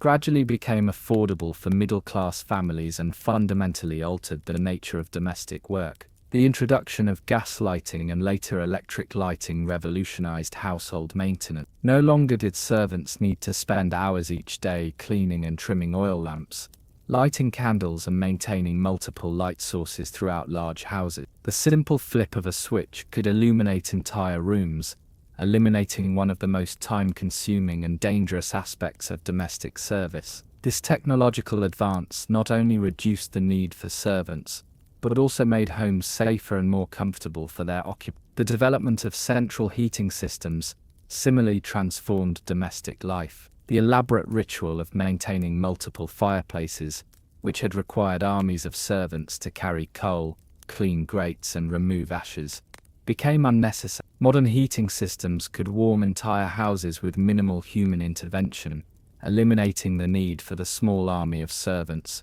who had previously been required to keep large houses comfortable during winter months. The invention of the vacuum cleaner represented another significant blow to traditional domestic service. The laborious process of beating carpets, sweeping floors, and maintaining elaborate furnishings could now be accomplished more efficiently with mechanical devices. While early vacuum cleaners were expensive and cumbersome, they demonstrated the potential for machines to replace human labor in domestic settings. The development of gas stoves and later electric appliances transformed kitchen work. The elaborate process of maintaining coal or wood-burning stoves, which had required constant attention and skilled management, gave way to cooking methods that were easier to control and maintain. These changes reduced the need for skilled kitchen staff and made it possible for smaller households to prepare complex meals without large kitchen staffs. The introduction of indoor plumbing and modern sanitation systems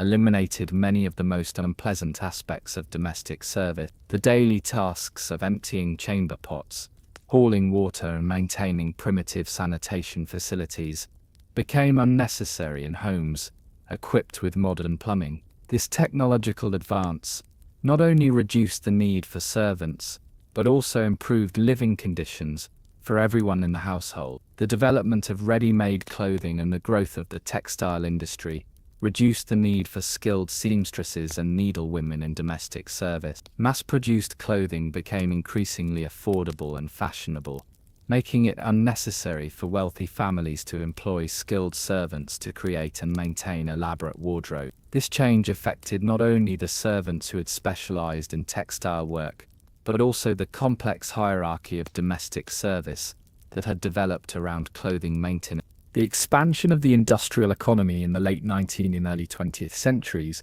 created new employment opportunities that provided alternatives to domestic service for working-class women. These new jobs, while often difficult and poorly paid, offered greater freedom and dignity than traditional servant roles. The growth of department stores and retail establishments provided new opportunities for women who might previously have entered domestic service. Shopgirls, while facing their own challenges and exploitation, enjoyed greater freedom of movement, regular hours, and the opportunity to interact with customers from various social classes. The work was often more varied and interesting than domestic service, and the social stigma associated with retail work was generally less severe than that attached to domestic service. The expansion of office work and clerical positions provided another avenue for women seeking alternatives to domestic service. The development of typewriters, telegraph systems, and modern business practices created demand for skilled female workers who could handle correspondence, maintain records, and perform other administrative tasks. These positions often required basic literacy and numeracy skills that many potential servants possessed or could develop.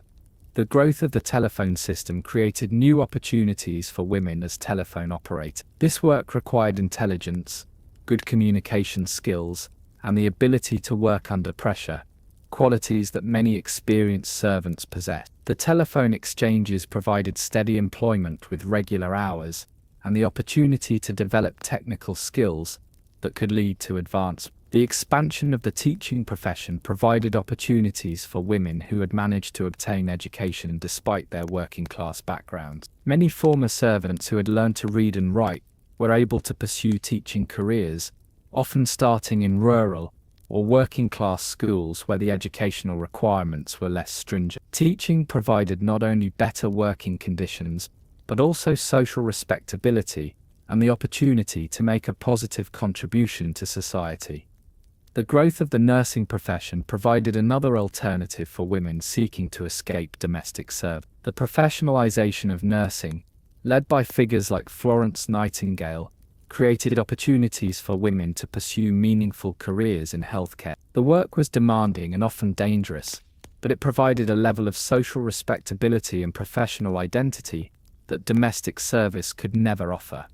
The development of factory work, while often harsh and exploitative, provided some women with alternatives to domestic factory work, offered regular hours, predictable schedules, and the opportunity to earn wages that were not dependent on the whims of individual employers. The social connections formed in factory settings also provided workers with support networks and opportunities for collective action that were largely absent in domestic service. The decline of domestic service was not merely a result of economic and technological changes, but also reflected profound shifts in social attitudes and cultural expectations. The Victorian ideals that had justified and maintained the domestic service system were increasingly challenged by new ideas about human equality, individual rights, and social justice. The women's suffrage movement played a crucial role in challenging the assumptions that had justified the exploitation of female servants. The campaign for women's political rights necessarily involved questioning the broader social structures that denied women equality and opportunity. The arguments for women's suffrage,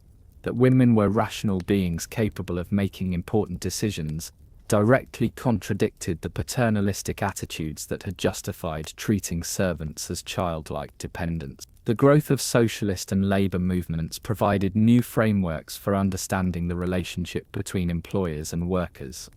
The idea that workers had rights and deserved fair treatment challenged the traditional view of servants as naturally subordinate. The development of labor unions and workers' organizations provided models for collective action that could be applied to domestic service, though organizing domestic workers remained particularly challenging due to their isolation and vulnerability. The expansion of education and literacy among the working class created new expectations and aspirations that were incompatible with traditional domestic service. As more working class people gained access to education, they developed skills and knowledge that made them unwilling to accept the ignorance and dependence that had characterized Victorian domestic service. Education provided not only practical skills, but also new ideas about human dignity and social justice that challenged the foundations of the service system.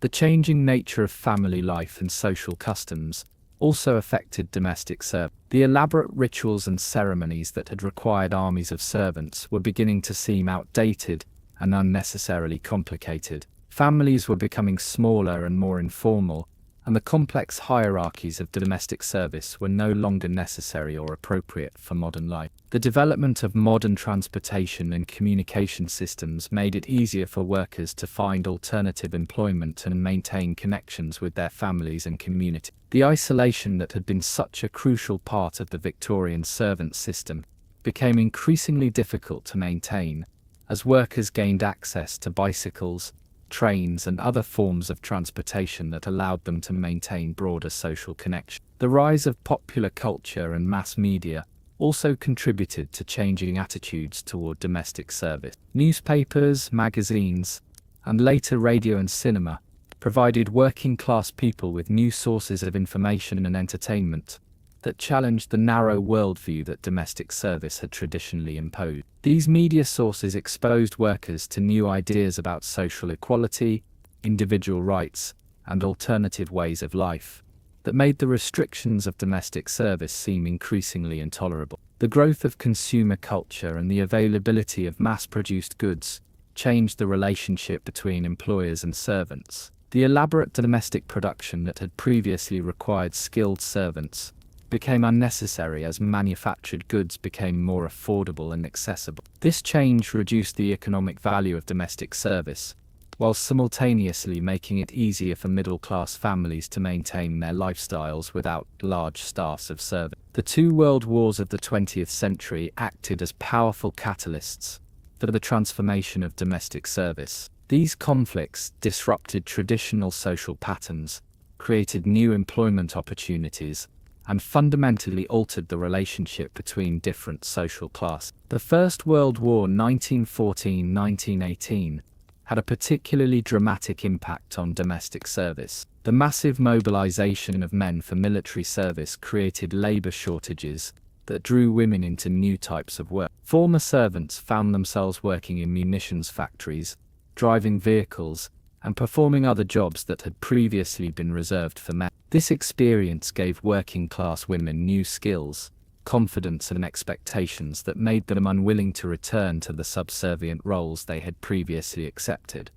The war also created new opportunities for women to serve their country in ways that provided social recognition and respect. The Women's Land Army, nursing services, and other wartime organizations gave women the chance to contribute to the national effort while developing new skills and forming new social connections. These experiences contrasted sharply with the isolation and subordination of domestic service, making the traditional servant role seem increasingly unattractive. The economic disruption caused by the war affected the ability of middle and upper-class families to maintain large staffs of servants. The costs of domestic service became prohibitive for many families, while the tax burden of supporting domestic establishments became increasingly onerous. Many wealthy families found themselves forced to reduce their household staffs or eliminate domestic service entirely. The social leveling effect of the war also challenged the class distinctions that had justified domestic service. The shared experience of wartime hardship,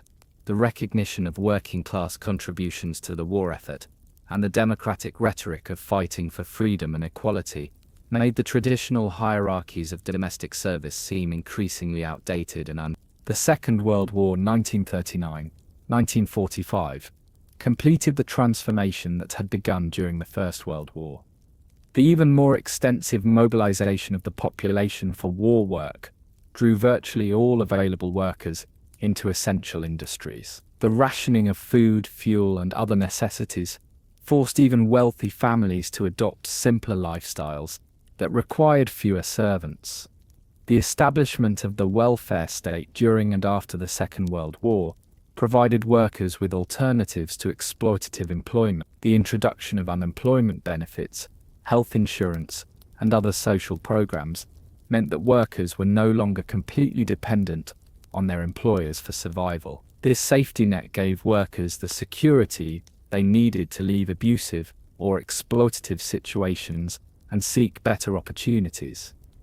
The post-war emphasis on democratic values and human rights made the Victorian system of domestic service seem increasingly incompatible with modern ideals. The rhetoric of fighting against fascism and defending democratic principles necessarily involved questioning domestic hierarchies and class distinctions that had previously been taken for granted. As the traditional system of domestic service declined, new forms of domestic work began to emerge that provided better working conditions and greater respect for workers' rights. The professionalization of domestic work represented a significant improvement over the Victorian system, though it did not eliminate all forms of exploitation and abuse. The development of professional domestic service agencies began to provide domestic workers with more protection and better working conditions. These agencies, often established by former servants who had successfully escaped the traditional system, provided a buffer between workers and employers and helped establish standard wages and working conditions. The agencies also provided ongoing support to workers and helped resolve disputes between employers and employees. The standardization of employment practices in domestic work began to provide workers with greater security and predictability. The development of standard contracts, regular working hours, and established wage scales represented a significant improvement over the arbitrary and exploitative practices of the Victorian era. These changes were gradual and incomplete, but they marked an important step toward treating domestic workers as skilled professionals rather than personal servants. The recognition of domestic work as skilled labor requiring training and expertise began to change attitudes toward domestic work. The development of domestic science education and professional training programs helped establish domestic work as a legitimate career choice rather than a last resort for the desperate. This recognition of skill and expertise provided domestic workers with greater bargaining power and social respect. The formation of labor unions and professional associations for domestic workers provided them with collective bargaining power and political representation. These organizations, while often facing significant obstacles, helped establish minimum wage standards, maximum working hours, and other basic protections for domestic work. The collective action of domestic workers challenged the individualistic and isolated nature of the traditional servant system. The development of specialized domestic services began to replace the general servant model of the Victorian era. Rather than employing live-in servants to perform all household tasks, families began to hire specialized workers for specific services, such as cleaning, cooking, or childcare. This specialization allowed workers to develop expertise in particular areas and commanded higher wages for their specialized skills. While the worst abuses of the Victorian domestic service system have been largely eliminated, significant inequalities and problems persist in modern domestic work. The legacy of the Victorian system continues to influence contemporary relationships between employers and domestic workers, particularly in the treatment of immigrant workers and those from marginalized communities. The globalization of domestic work has created new forms of exploitation that echo the Victorian system. The employment of immigrant domestic workers, often without legal documentation or protection, has recreated many of the power imbalances that characterized Victorian domestic service. These workers often face isolation, exploitation, and abuse that are reminiscent of the Victorian era. The persistence of gender and racial inequalities in domestic work reflects the ongoing influence of Victorian attitudes and assumptions. Domestic work continues to be undervalued and poorly compensated, particularly when performed by women and members of minority groups. The association of domestic work with servitude and inferiority continues to affect how domestic workers are treated and compensated. The lack of legal protections for domestic workers in many jurisdictions reflects the ongoing marginalization of this type of work.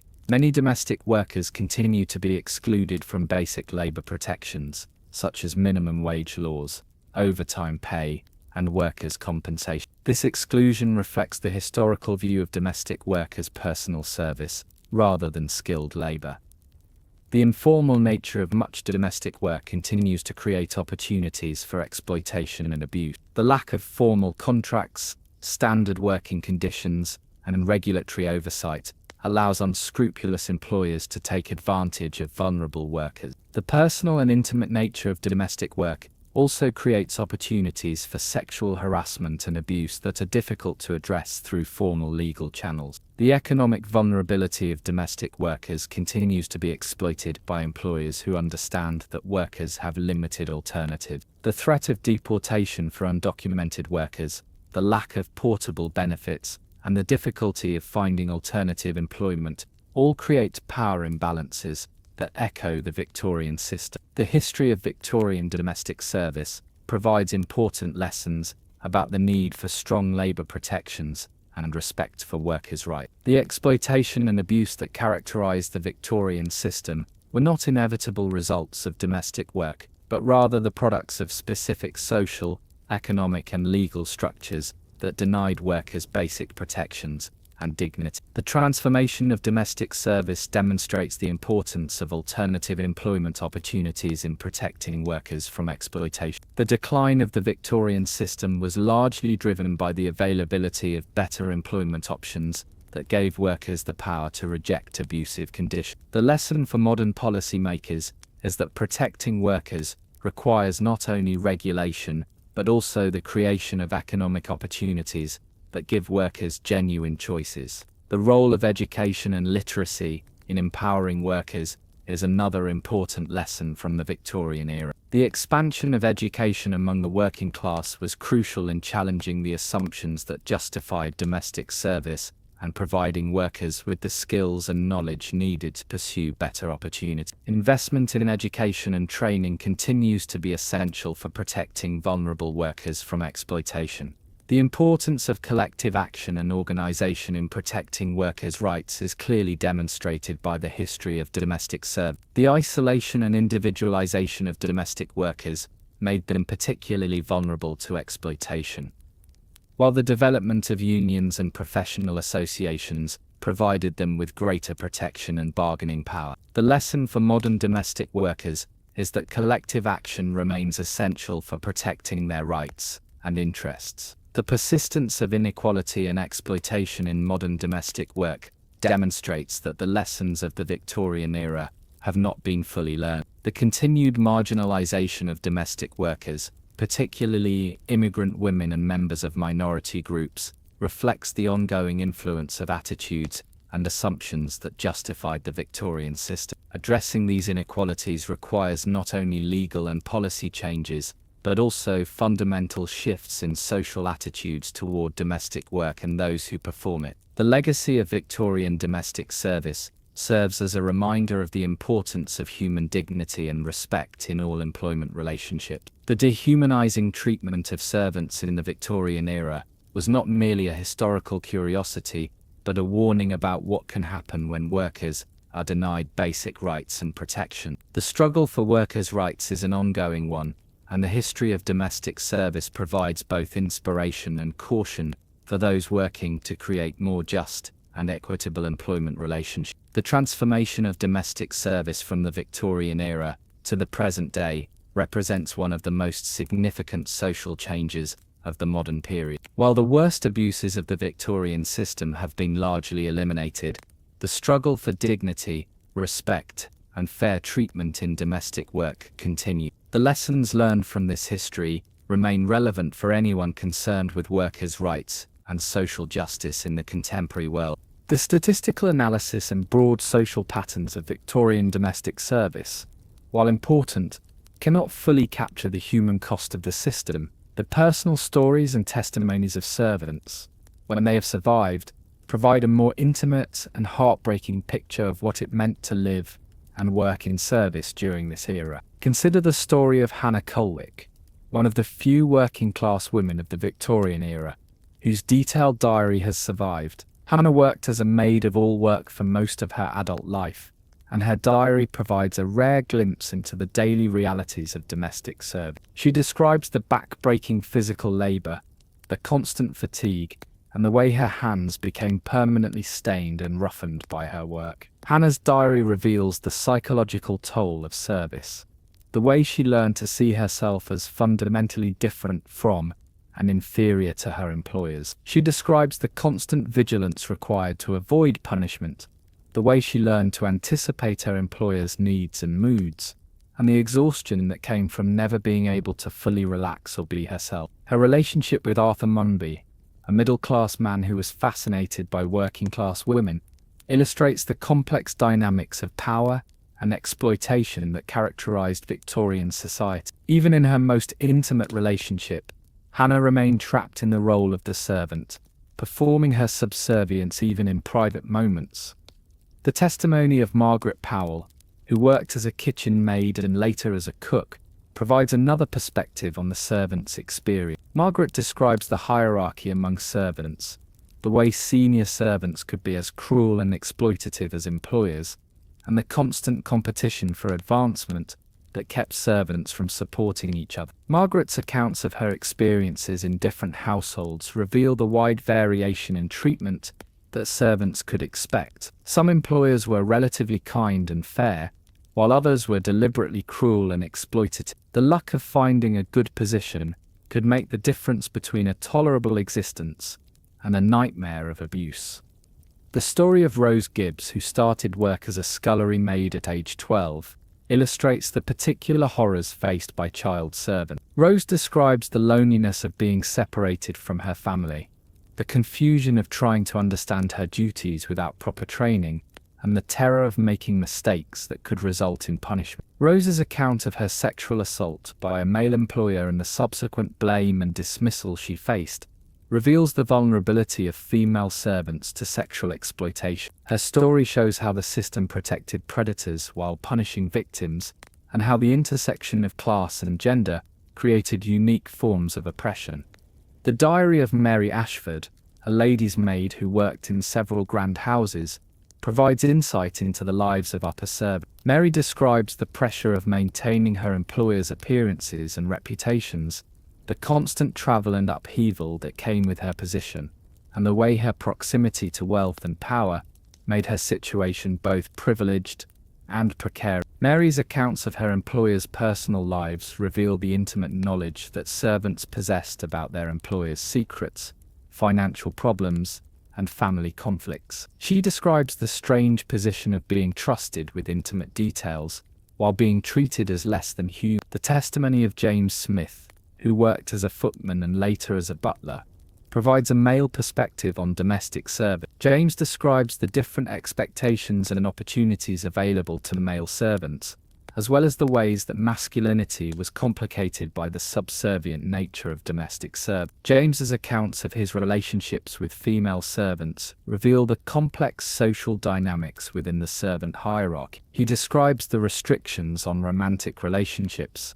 the way senior servants policed the behavior of junior staff, and the isolation that prevented servants from forming meaningful connections with each other. The story of Ellen Gates, who worked as a cook for over 30 years, illustrates the long-term effects of domestic service on servants' lives. Ellen describes the way years of service damaged her health, the difficulty of maintaining relationships with family members, and the fear of old age without adequate savings or support. Ellen's account of her retirement reveals the precarious position of elderly servants who were no longer able to work. She describes the humiliation of seeking charity, the loneliness of having no family or friends to rely on, and the fear of ending up in the work. The testimony of servants who managed to escape the system provides insight into the alternatives available to those who could break free. Some servants saved money to open small businesses, others found employment in factories or shops,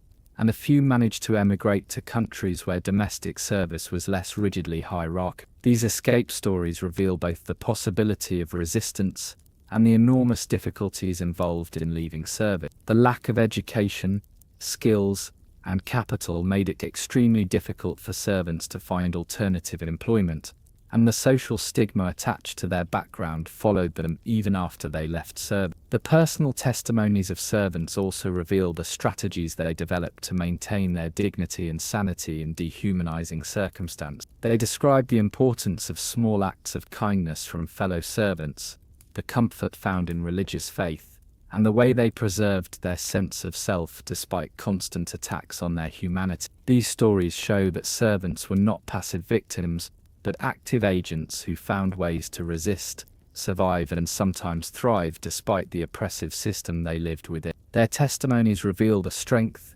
intelligence, and resilience of people who were systematically devalued and dehumanized by their society.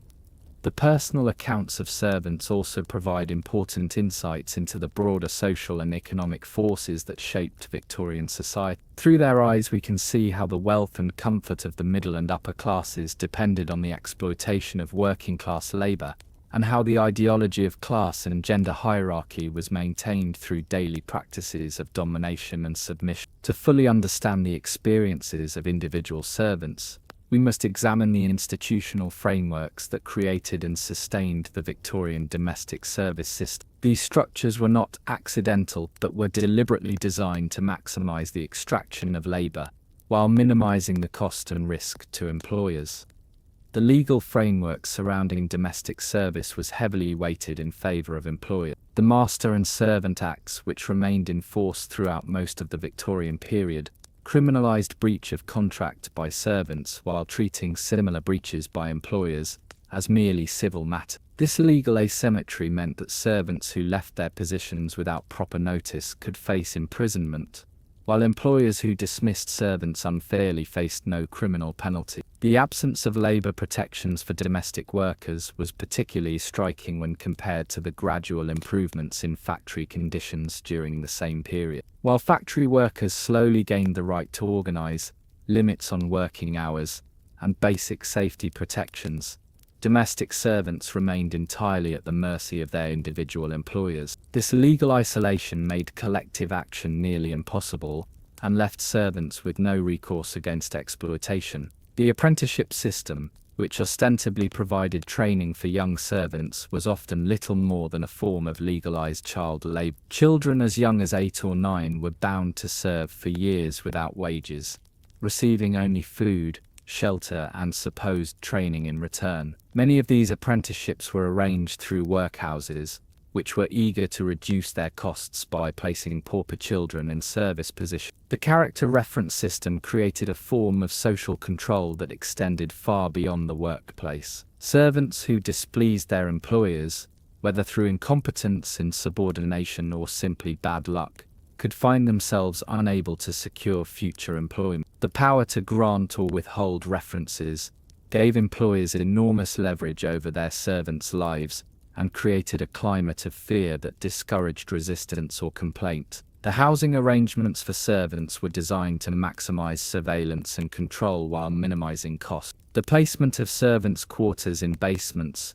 attics, and other marginal spaces of the house was not merely a matter of convenience, but a deliberate strategy to maintain physical and psychological separation between servants and employers. The communal living arrangements, shared beds, and lack of privacy were all designed to prevent servants from developing the sense of individual identity and personal space that might lead to demands for better treatment. The economic structures of domestic service were carefully calibrated to maintain dependence. The combination of low wages, irregular employment, and the expectation that servants would provide their own clothing and equipment created a system where accumulating savings was nearly impossible. The practice of paying wages quarterly or even annually, combined with the expectation that servants would remain in service for long periods, created a form of debt bondage that made leaving service economically devastating. The social isolation of servants was systematically enforced through rules about personal relationships, restrictions on free time, and the physical separation of servants from the broader community. The prohibition on followers, the requirement for permission to leave the house, and the expectation that servants would remain available at all times created a form of social imprisonment that prevented the formation of external support networks. The medical neglect of servants reveals another dimension of institutional oppression. The lack of access to healthcare, the expectation that servants would work through illness and injury, and the absence of compensation for work-related health problems all demonstrate how the system prioritized the convenience of employers over the basic welfare of servants. The high rates of occupational injury and disease among domestic workers were treated as natural consequences of their position rather than as problems requiring intervention. The educational deprivation of servants was another tool of control. The deliberate restriction of servants' access to literacy, the prohibition on reading during working hours, and the general expectation that servants should remain ignorant of broader social and political developments, all served to maintain the intellectual dependence that made resistance more difficult. The few servants who managed to educate themselves often did so in secret, understanding that their employers would view such activities as dangerous insubordination. The religious manipulation of servants represents perhaps the most insidious aspect of the institutional framework. The use of religious instruction to promote acceptance of suffering, the emphasis on duty and obedience as Christian virtues, and the promise of reward in the afterlife for earthly suffering, all serve to make servants complicit in their own oppression. The mandatory religious services, the distribution of moral literature, and the expectation that servants would demonstrate piety, all created a form of spiritual control that complemented the economic and social mechanisms of oppression. The Victorian domestic service system cannot be understood in isolation from the broader social, economic, and political transformations of the 19th century. The expansion of domestic service was both a cause and consequence of fundamental changes in British society, and understanding these connections is essential for grasping the full significance of the servant's experience. The Industrial Revolution created the wealth that made elaborate domestic establishments possible, while simultaneously creating the social conditions that made large numbers of people desperate enough to accept domestic service. The displacement of agricultural workers, the destruction of traditional crafts, and the creation of an urban proletariat all contributed to the pool of potential servants. At the same time, the enormous profits generated by industrial production and colonial exploitation provided the resources that allowed the middle and upper classes to maintain large domestic staffs. The demographic changes of the Victorian period also shaped the domestic service system. The population explosion, combined with limited opportunities for women's employment outside the home, created a surplus of potential female servants. The migration from rural to urban areas brought young women into cities where domestic service was often the only available employment. The disruption of traditional family structures and community networks left many women without the support systems that might have provided alternatives to service. The development of middle-class identity and respectability was intimately connected to the employment of domestic servants. The ability to maintain servants became a crucial marker of social status, and the elaborate rituals surrounding the management of domestic staff served to reinforce class distinction. The middle-class obsession with privacy, cleanliness, and order could only be maintained through the invisible labor of servants, who were expected to create the appearance of effortless domesticity while remaining personally invisible. The gender ideologies of the Victorian period were both reflected and reinforced by the domestic service system. The cult of domesticity, which emphasized women's natural role as homemakers and moral guardians, was made possible by the labor of working-class women who performed the actual work of maintaining homes. The idealization of middle-class femininity as pure, delicate, and removed from the contamination of physical labor, was built on the exploitation of working-class women whose own femininity was denied and degraded. The imperial context of Victorian Britain also shaped the domestic service system in important ways. The wealth extracted from colonial territories funded the elaborate domestic establishments that employed thousands of servants. The hierarchical relationships and racist ideologies developed in colonial context were imported into domestic service, where they reinforced existing class distinction. The presence of colonial servants in some wealthy households added additional layers of exploitation and cultural domination to the existing system. The technological developments of the Victorian period had complex effects on domestic service. While some innovations, such as improved heating and lighting systems, made domestic work easier, others increased the standards expected of servants without reducing their workload. The development of gas lighting, for example, eliminated the need for candle making, but created new demands for cleaning and maintenance. The introduction of carpets and upholstered furniture created new forms of cleaning work that were particularly labor-intensive. The rise of consumer culture during the Victorian period also affected domestic service. The proliferation of household goods, the emphasis on display and entertainment, and the increasing complexity of domestic routines all contributed to the demand for domestic labor. The Victorian obsession with cleanliness, order, and proper presentation required constant vigilance and work that could only be provided by a large domestic staff. The political movements of the Victorian period largely ignored the plight of domestic servants. Despite the enormous numbers of people involved, the labor movement focused primarily on industrial workers, while the women's rights movement was dominated by middle-class women whose comfortable lifestyles depended on the exploitation of working-class women. The absence of political representation for domestic servants contributed to their continued marginalization and exploitation. The literary and cultural representations of domestic service during the Victorian period both reflected and shaped public attitudes towards servants. The stereotypical portrayals of servants as either comic figures or moral exemplars served to obscure the reality of their exploitation, while reinforcing the ideologies that justified their subordination. The absence of realistic portrayals of servants' experiences in mainstream literature contributed to the invisibility of their suffering. The international dimensions of Victorian domestic service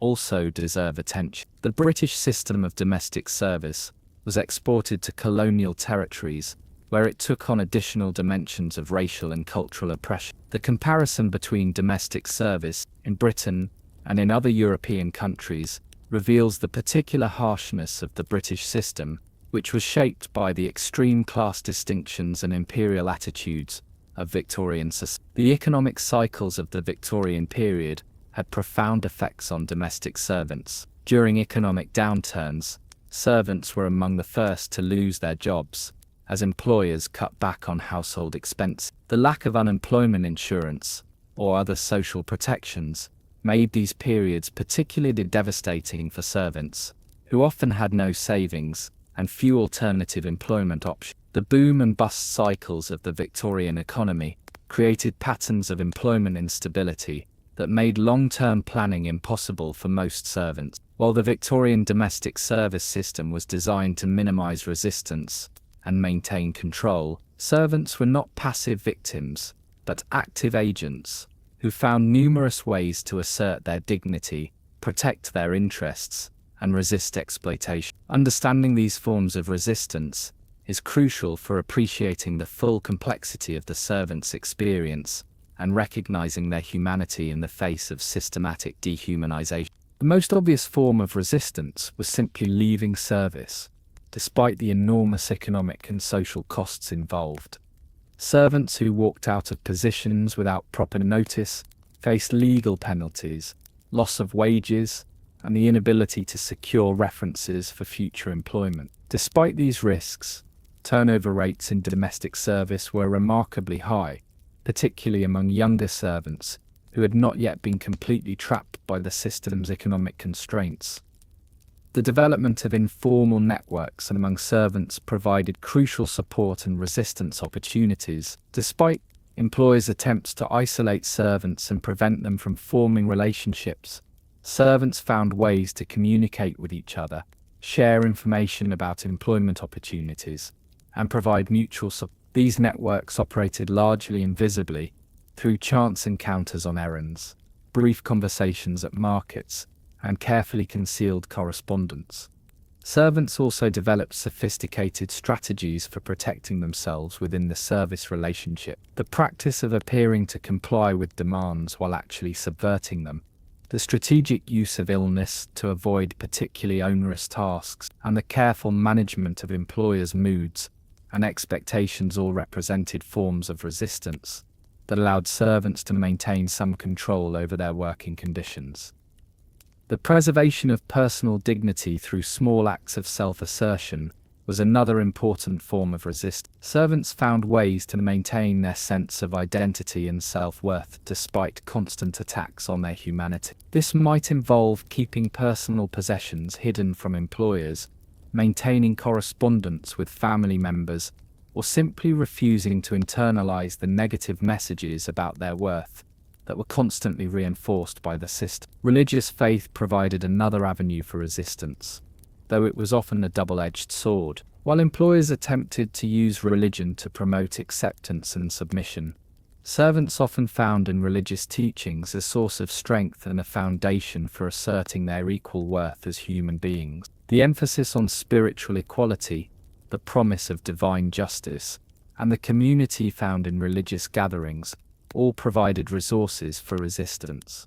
The acquisition of literacy and education, despite employers' attempts to prevent it, represented a particularly powerful form of resistance. Servants who learned to read and write gained access to new ideas, improved their employment prospects, and developed the intellectual tools necessary for more effective resistance. The secret reading groups, the hidden books, and the clandestine lessons all testify to servants' determination to overcome the educational barriers imposed by the system.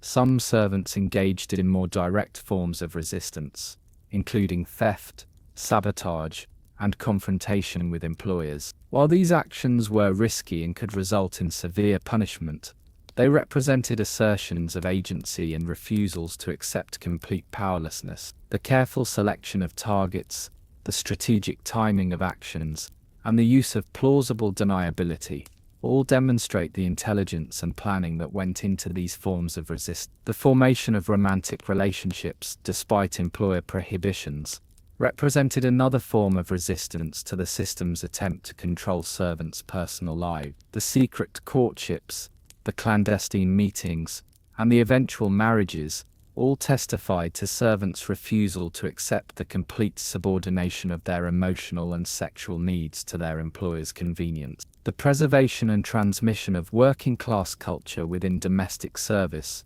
represented a subtle but important form of resistance. Servants maintained connections to their communities of origin, preserved traditional songs and stories, and passed on knowledge and skills that were not recognized or valued by their employers. This cultural resistance helped maintain alternative value systems and sources of identity that competed with the dominant ideology of the employing class. The strategic use of employers' dependence on servants provided another avenue for resistance. Experienced servants who possessed valuable skills or knowledge could sometimes negotiate better conditions by making themselves indispensable. The threat of leaving at crucial moments, the strategic revelation of embarrassing information, and the careful management of employers' social reputations all represented ways that servants could gain leverage in otherwise powerless situations. The development of collective action, despite the enormous obstacles, represented the most sophisticated form of resistance. While formal labor organization was nearly impossible in domestic service, servants found ways to coordinate their actions, share information about abusive employers, and provide mutual support during conflict. The occasional strikes, the coordinated departures, and the informal boycotts of particularly exploitative employers all demonstrated the potential for collective resistance. The documentation of their experiences through letters, diaries, and testimonies represented another important form of resistance. Servants who recorded their experiences were asserting their right to have their stories told and their perspectives heard. The very act of writing about their lives was a form of resistance to the system's attempt to render them invisible and voiceless. The assistance provided to other servants, particularly younger and more vulnerable ones, represented a form of resistance that helped preserve human dignity and mutual support within the system. The sharing of knowledge about survival strategies, the provision of emotional support during difficult times, and the protection of vulnerable servants from the worst forms of exploitation all contributed to the preservation of human solidarity in dehumanizing circumstances. The Victorian domestic service system, despite its apparent entrenchment and the enormous economic and social forces that sustained it, was not permanent. The gradual transformation and eventual decline of the system resulted from the complex interplay of technological, economic, social, and political changes that made the traditional arrangements increasingly unsustainable. The technological innovations of the late Victorian and Edwardian periods had profound effects on domestic service. The development of gas and electric lighting reduced the need for the elaborate maintenance routines associated with candles and oil lamps. The introduction of improved heating systems, running water, and indoor plumbing eliminated many of the most labor-intensive aspects of domestic work. The invention of household appliances, such as carpet sweepers, mechanical washing machines, and improved cooking equipment, reduced the physical demands of domestic work, and made it possible for smaller staffs to maintain the same standards of comfort and cleanliness. The changing economic structure of British society also contributed to the decline of domestic service. The growth of alternative employment opportunities for women, particularly in offices, shops, and factories, provided options that were often preferable to domestic service. The development of the welfare state, including old age pensions and unemployment insurance, reduced the economic desperation that had driven many people into service. The increasing cost of maintaining large domestic staffs, combined with changes in taxation and economic conditions, made elaborate domestic establishments increasingly expensive and difficult to sustain. The social and cultural changes of the early 20th century also undermined the foundations of the domestic service system. The declining emphasis on formal social hierarchies, the increasing acceptance of privacy and informality in domestic life, and the growing recognition of individual rights and dignity all contributed to changing attitudes toward domestic service. The experience of two world wars, which required women to take on new roles and responsibilities, fundamentally altered expectations about women's capabilities and appropriate employment. The political changes of the period also contributed to the transformation of domestic service. The expansion of democratization, the growth of the labor movement, and the increasing recognition of workers' rights all created pressure for reform of the most exploitative aspects of the system. The gradual extension of labor protections to domestic workers, though limited and often ineffective, represented a recognition that the traditional arrangements were no longer acceptable. The changing family structures and domestic arrangements of the modern period also made the traditional domestic service system obsolete. The declining size of middle-class families,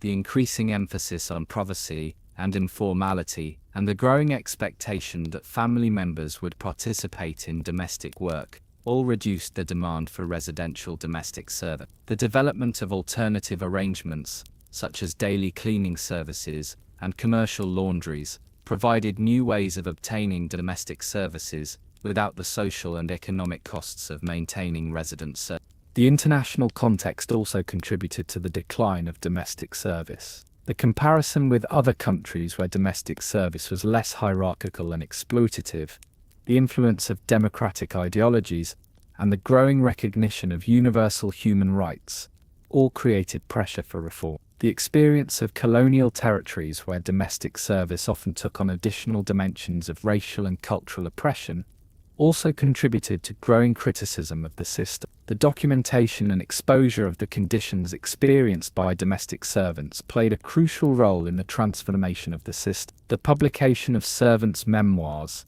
the investigations by social reformers, and the growing awareness of the human costs of the system all contributed to changing public attitude. The recognition that the comfortable lifestyles of the wealthy were built on the exploitation of working-class labor created moral pressure for reform. The development of alternative models of domestic organization also contributed to the decline of the traditional system. The rise of apartment living, the development of communal services, and the increasing use of commercial providers for domestic services all offered alternatives to the maintenance of large domestic staff. The changing architecture of homes with smaller spaces and more efficient designs reduced the need for elaborate domestic arrangements. The changing expectations of domestic workers themselves also contributed to the transformation of the system. The increasing education and political awareness of working-class women, the growing recognition of their rights and dignity, and the development of alternative sources of identity and purpose all made the traditional subordination of domestic service less acceptable. The willingness of workers to seek alternative employment, to demand better conditions, and to resist exploitation all contributed to the pressure for change. The economic disruptions of the early 20th century,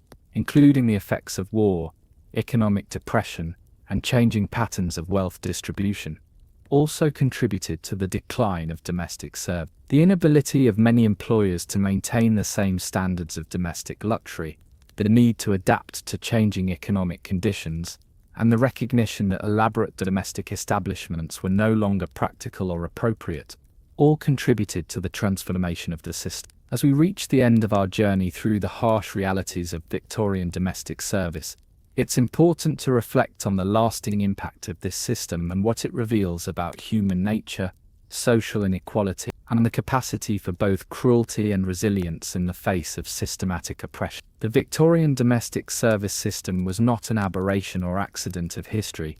It was a deliberately constructed system of exploitation that served the interests of the wealthy while crushing the lives of the poor. The elaborate hierarchies, the dehumanizing treatment, and the economic traps were all designed to maintain a stable supply of cheap labor while preventing servants from developing the skills, resources, or confidence to escape their situation. The psychological mechanisms that allowed Victorian society to justify and maintain this system are still recognizable today. The belief that some people are naturally suited to serve others, the idea that harsh treatment builds character, and the assumption that the poor are responsible for their own poverty are all ideologies that continue to shape our understanding of inequality and social justice. The gendered nature of domestic service exploitation reveals how systems of oppression intersect and reinforce each other. The particular vulnerabilities faced by female servants, sexual exploitation, economic dependence, and social isolation, were not accidental, but were built into the structure of the system. The intersection of class and gender created unique forms of oppression that were more severe than either form of discrimination alone. The treatment of child servants reveals the way that systems of exploitation can corrupt even the most basic human instincts to protect and nurture the young. The Victorian willingness to sacrifice children's health, education, and emotional well-being for economic gain shows how economic systems can override moral considerations, when they served the interests of the powerful. The resistance and survival strategies developed by servants reveal the remarkable resilience of the human spirit in the face of systematic oppression. Despite being denied education, resources, and support, servants found ways to maintain their dignity, support each other, and resist the dehumanizing aspects of their treatment. Their stories remind us that even in the darkest circumstances, people can find ways to assert their humanity and maintain hope. The gradual decline of the Victorian domestic service system shows how social change is possible, even when systems of oppression seem entrenched and permanent. The combination of economic changes, technological development, and shifting social attitudes eventually made the Victorian system of domestic service unsustainable. This transformation reminds us that social progress is possible, though it often comes slowly and requires the efforts of many people over many years. The documentation and preservation of servants' experiences has been crucial for understanding this history and learning from it. The diaries, letters, and testimonies that have survived provide invaluable insights into the lives of people who were systematically silenced and marginalized. These personal accounts remind us of the importance of listening to and recording the experiences of those who are often overlooked by official histories. The Victorian domestic service system also reveals the hidden costs of wealth and privilege. The comfortable lifestyles of the middle and upper classes were built on the exploitation of working-class labor, and the psychological distance between employers and servants allowed this exploitation to continue without recognition or guilt. This dynamic reminds us to examine the true costs of our own privileges and comforts. The international and colonial dimensions of Victorian domestic service also deserve recognition. The wealth that supported elaborate domestic establishments often came from colonial exploitation and the slave trade. The hierarchies and attitudes that governed domestic service were exported to colonial territories, where they took on additional dimensions of racial and cultural oppression. The medical and health consequences of domestic service were largely ignored during the Victorian era, but they reveal the true human cost of the system. The physical damage, mental health problems, and shortened lifespans of servants were the price paid for the comfort and convenience of their employers. This reminds us of the importance of considering the full human cost of our economic and social system. The economic structures that trapped servants in poverty and dependence were not natural or inevitable, but were deliberately constructed to serve the interests of employers. The low wages, lack of job security, and absence of social protections were all designed to maintain a vulnerable workforce. Understanding these mechanisms helps us recognize similar patterns in contemporary employment relationships. The social stigma attached to domestic service was another tool of oppression that prevented servants from organizing for better conditions or finding alternative employment. The shame and humiliation associated with service work was deliberately cultivated to maintain social hierarchies and prevent challenges to the system. The religious and moral justifications for domestic service exploitation reveal how ideologies can be used to legitimize oppression. The Victorian belief that domestic service was morally beneficial for the poor, that suffering built character, and that social hierarchies were divinely ordained, all served to justify a system that caused enormous human suffering. The legacy of Victorian domestic service can still be seen in contemporary debates about domestic work, care work, and service employment. Many of the issues that plagued Victorian servants, low wages, lack of job security, social isolation, and vulnerability to exploitation, continue to affect domestic workers today. Understanding this history helps us recognize the persistence of these problems and the need for continued efforts to address them. The stories of individual servants remind us that behind every statistic and social trend are real people with hopes, dreams, fears, and struggle. The Victorian domestic service system was not just an abstract historical phenomenon,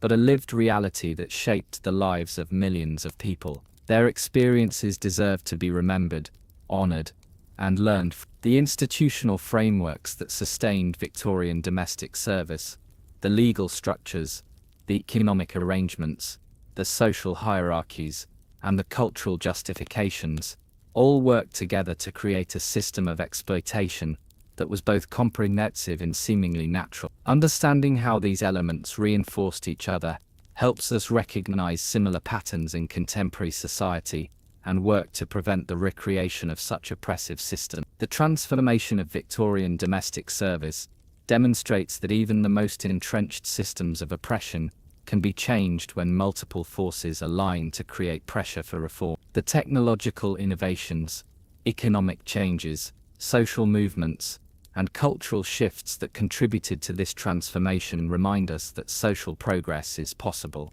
and that individual and collective action can make a difference. The complexity of the Victorian domestic service system, with its multiple layers of hierarchy, exploitation, and resistance, reminds us that historical analysis must be nuanced and the experiences of servants were not uniform, and the system itself evolved over time in response to changing conditions and pressures. This complexity should inform our understanding of contemporary social problems and our efforts to address them. The continuing relevance of Victorian domestic service history to contemporary debates about work, inequality, and social justice demonstrates the importance of historical understanding for addressing current challenges. The insights gained from studying this system can inform our efforts to create more just and equitable employment relationships and to address the ongoing problems of exploitation and oppression in our own society. As we conclude this exploration of Victorian domestic service,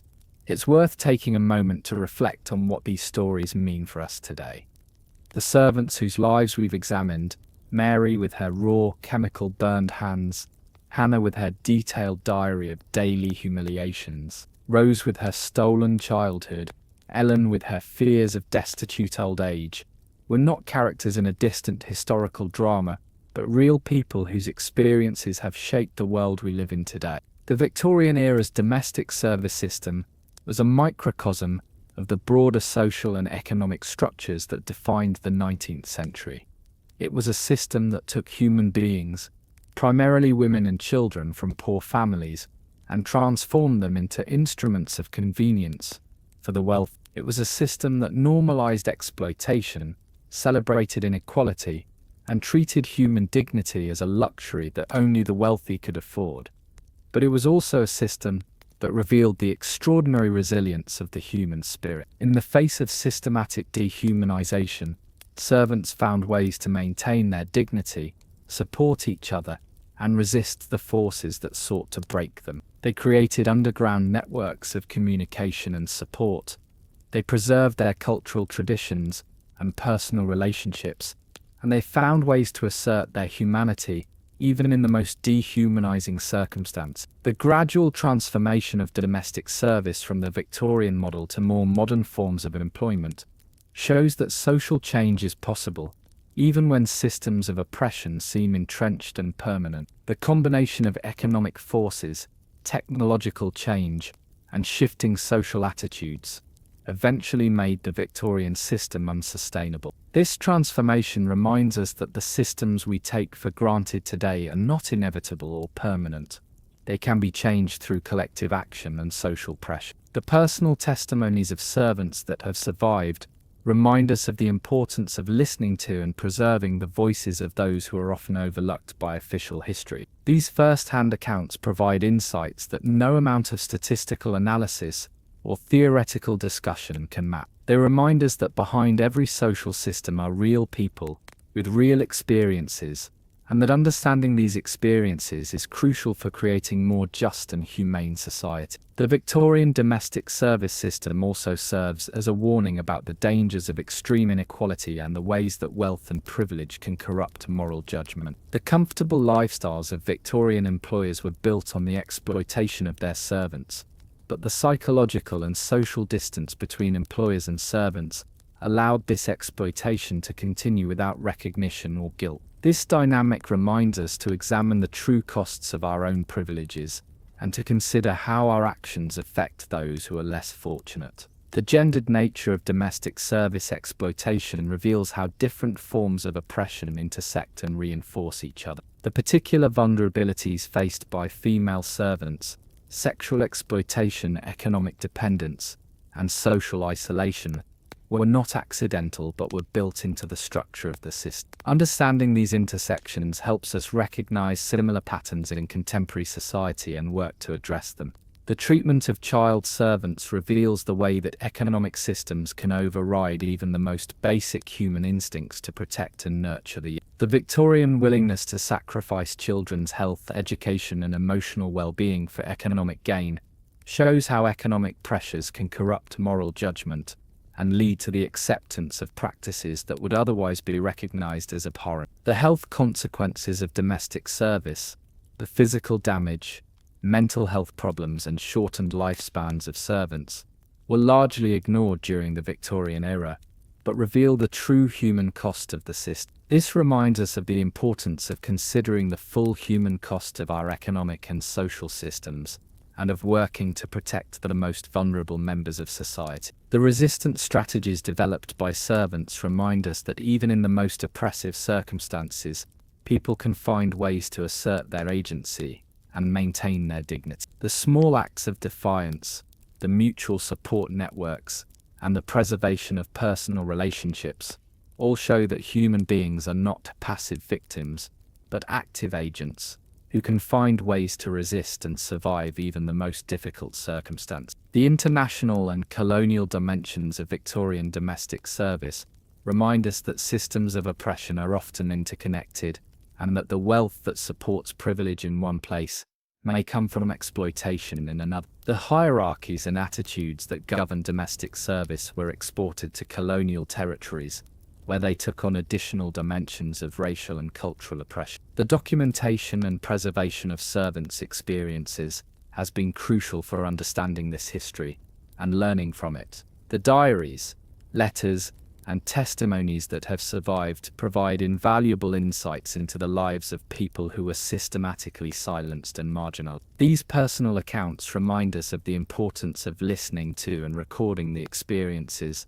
of those who are often overlooked by official histories. The legacy of Victorian domestic service can still be seen in contemporary debates about domestic work, care work, and service employment. Many of the issues that plagued Victorian servants, low wages, lack of job security, social isolation, and vulnerability to exploitation, continue to affect domestic workers today. Understanding this history helps us recognize the persistence of these problems and the need for continued efforts to address them. As you settle into sleep tonight, perhaps you'll carry with you the stories of these remarkable individuals who endured so much with such grace and resilience. Their experiences remind us of the importance of treating all people with dignity and respect, regardless of their social or economic status. They remind us that behind every service transaction, every convenience we enjoy, and every comfortable lifestyle we maintain, there are real people whose labor and sacrifice make our lives possible. The Victorian era may seem distant and alien to us now, but the human struggles and triumphs we've explored tonight are timeless. The desire for dignity, the need for connection, the capacity for resilience, and the hope for a better future are universal human experiences that connect us across time and circumstance. In remembering the servants of Victorian England, we honor not only their individual struggles, but also the broader human capacity for endurance,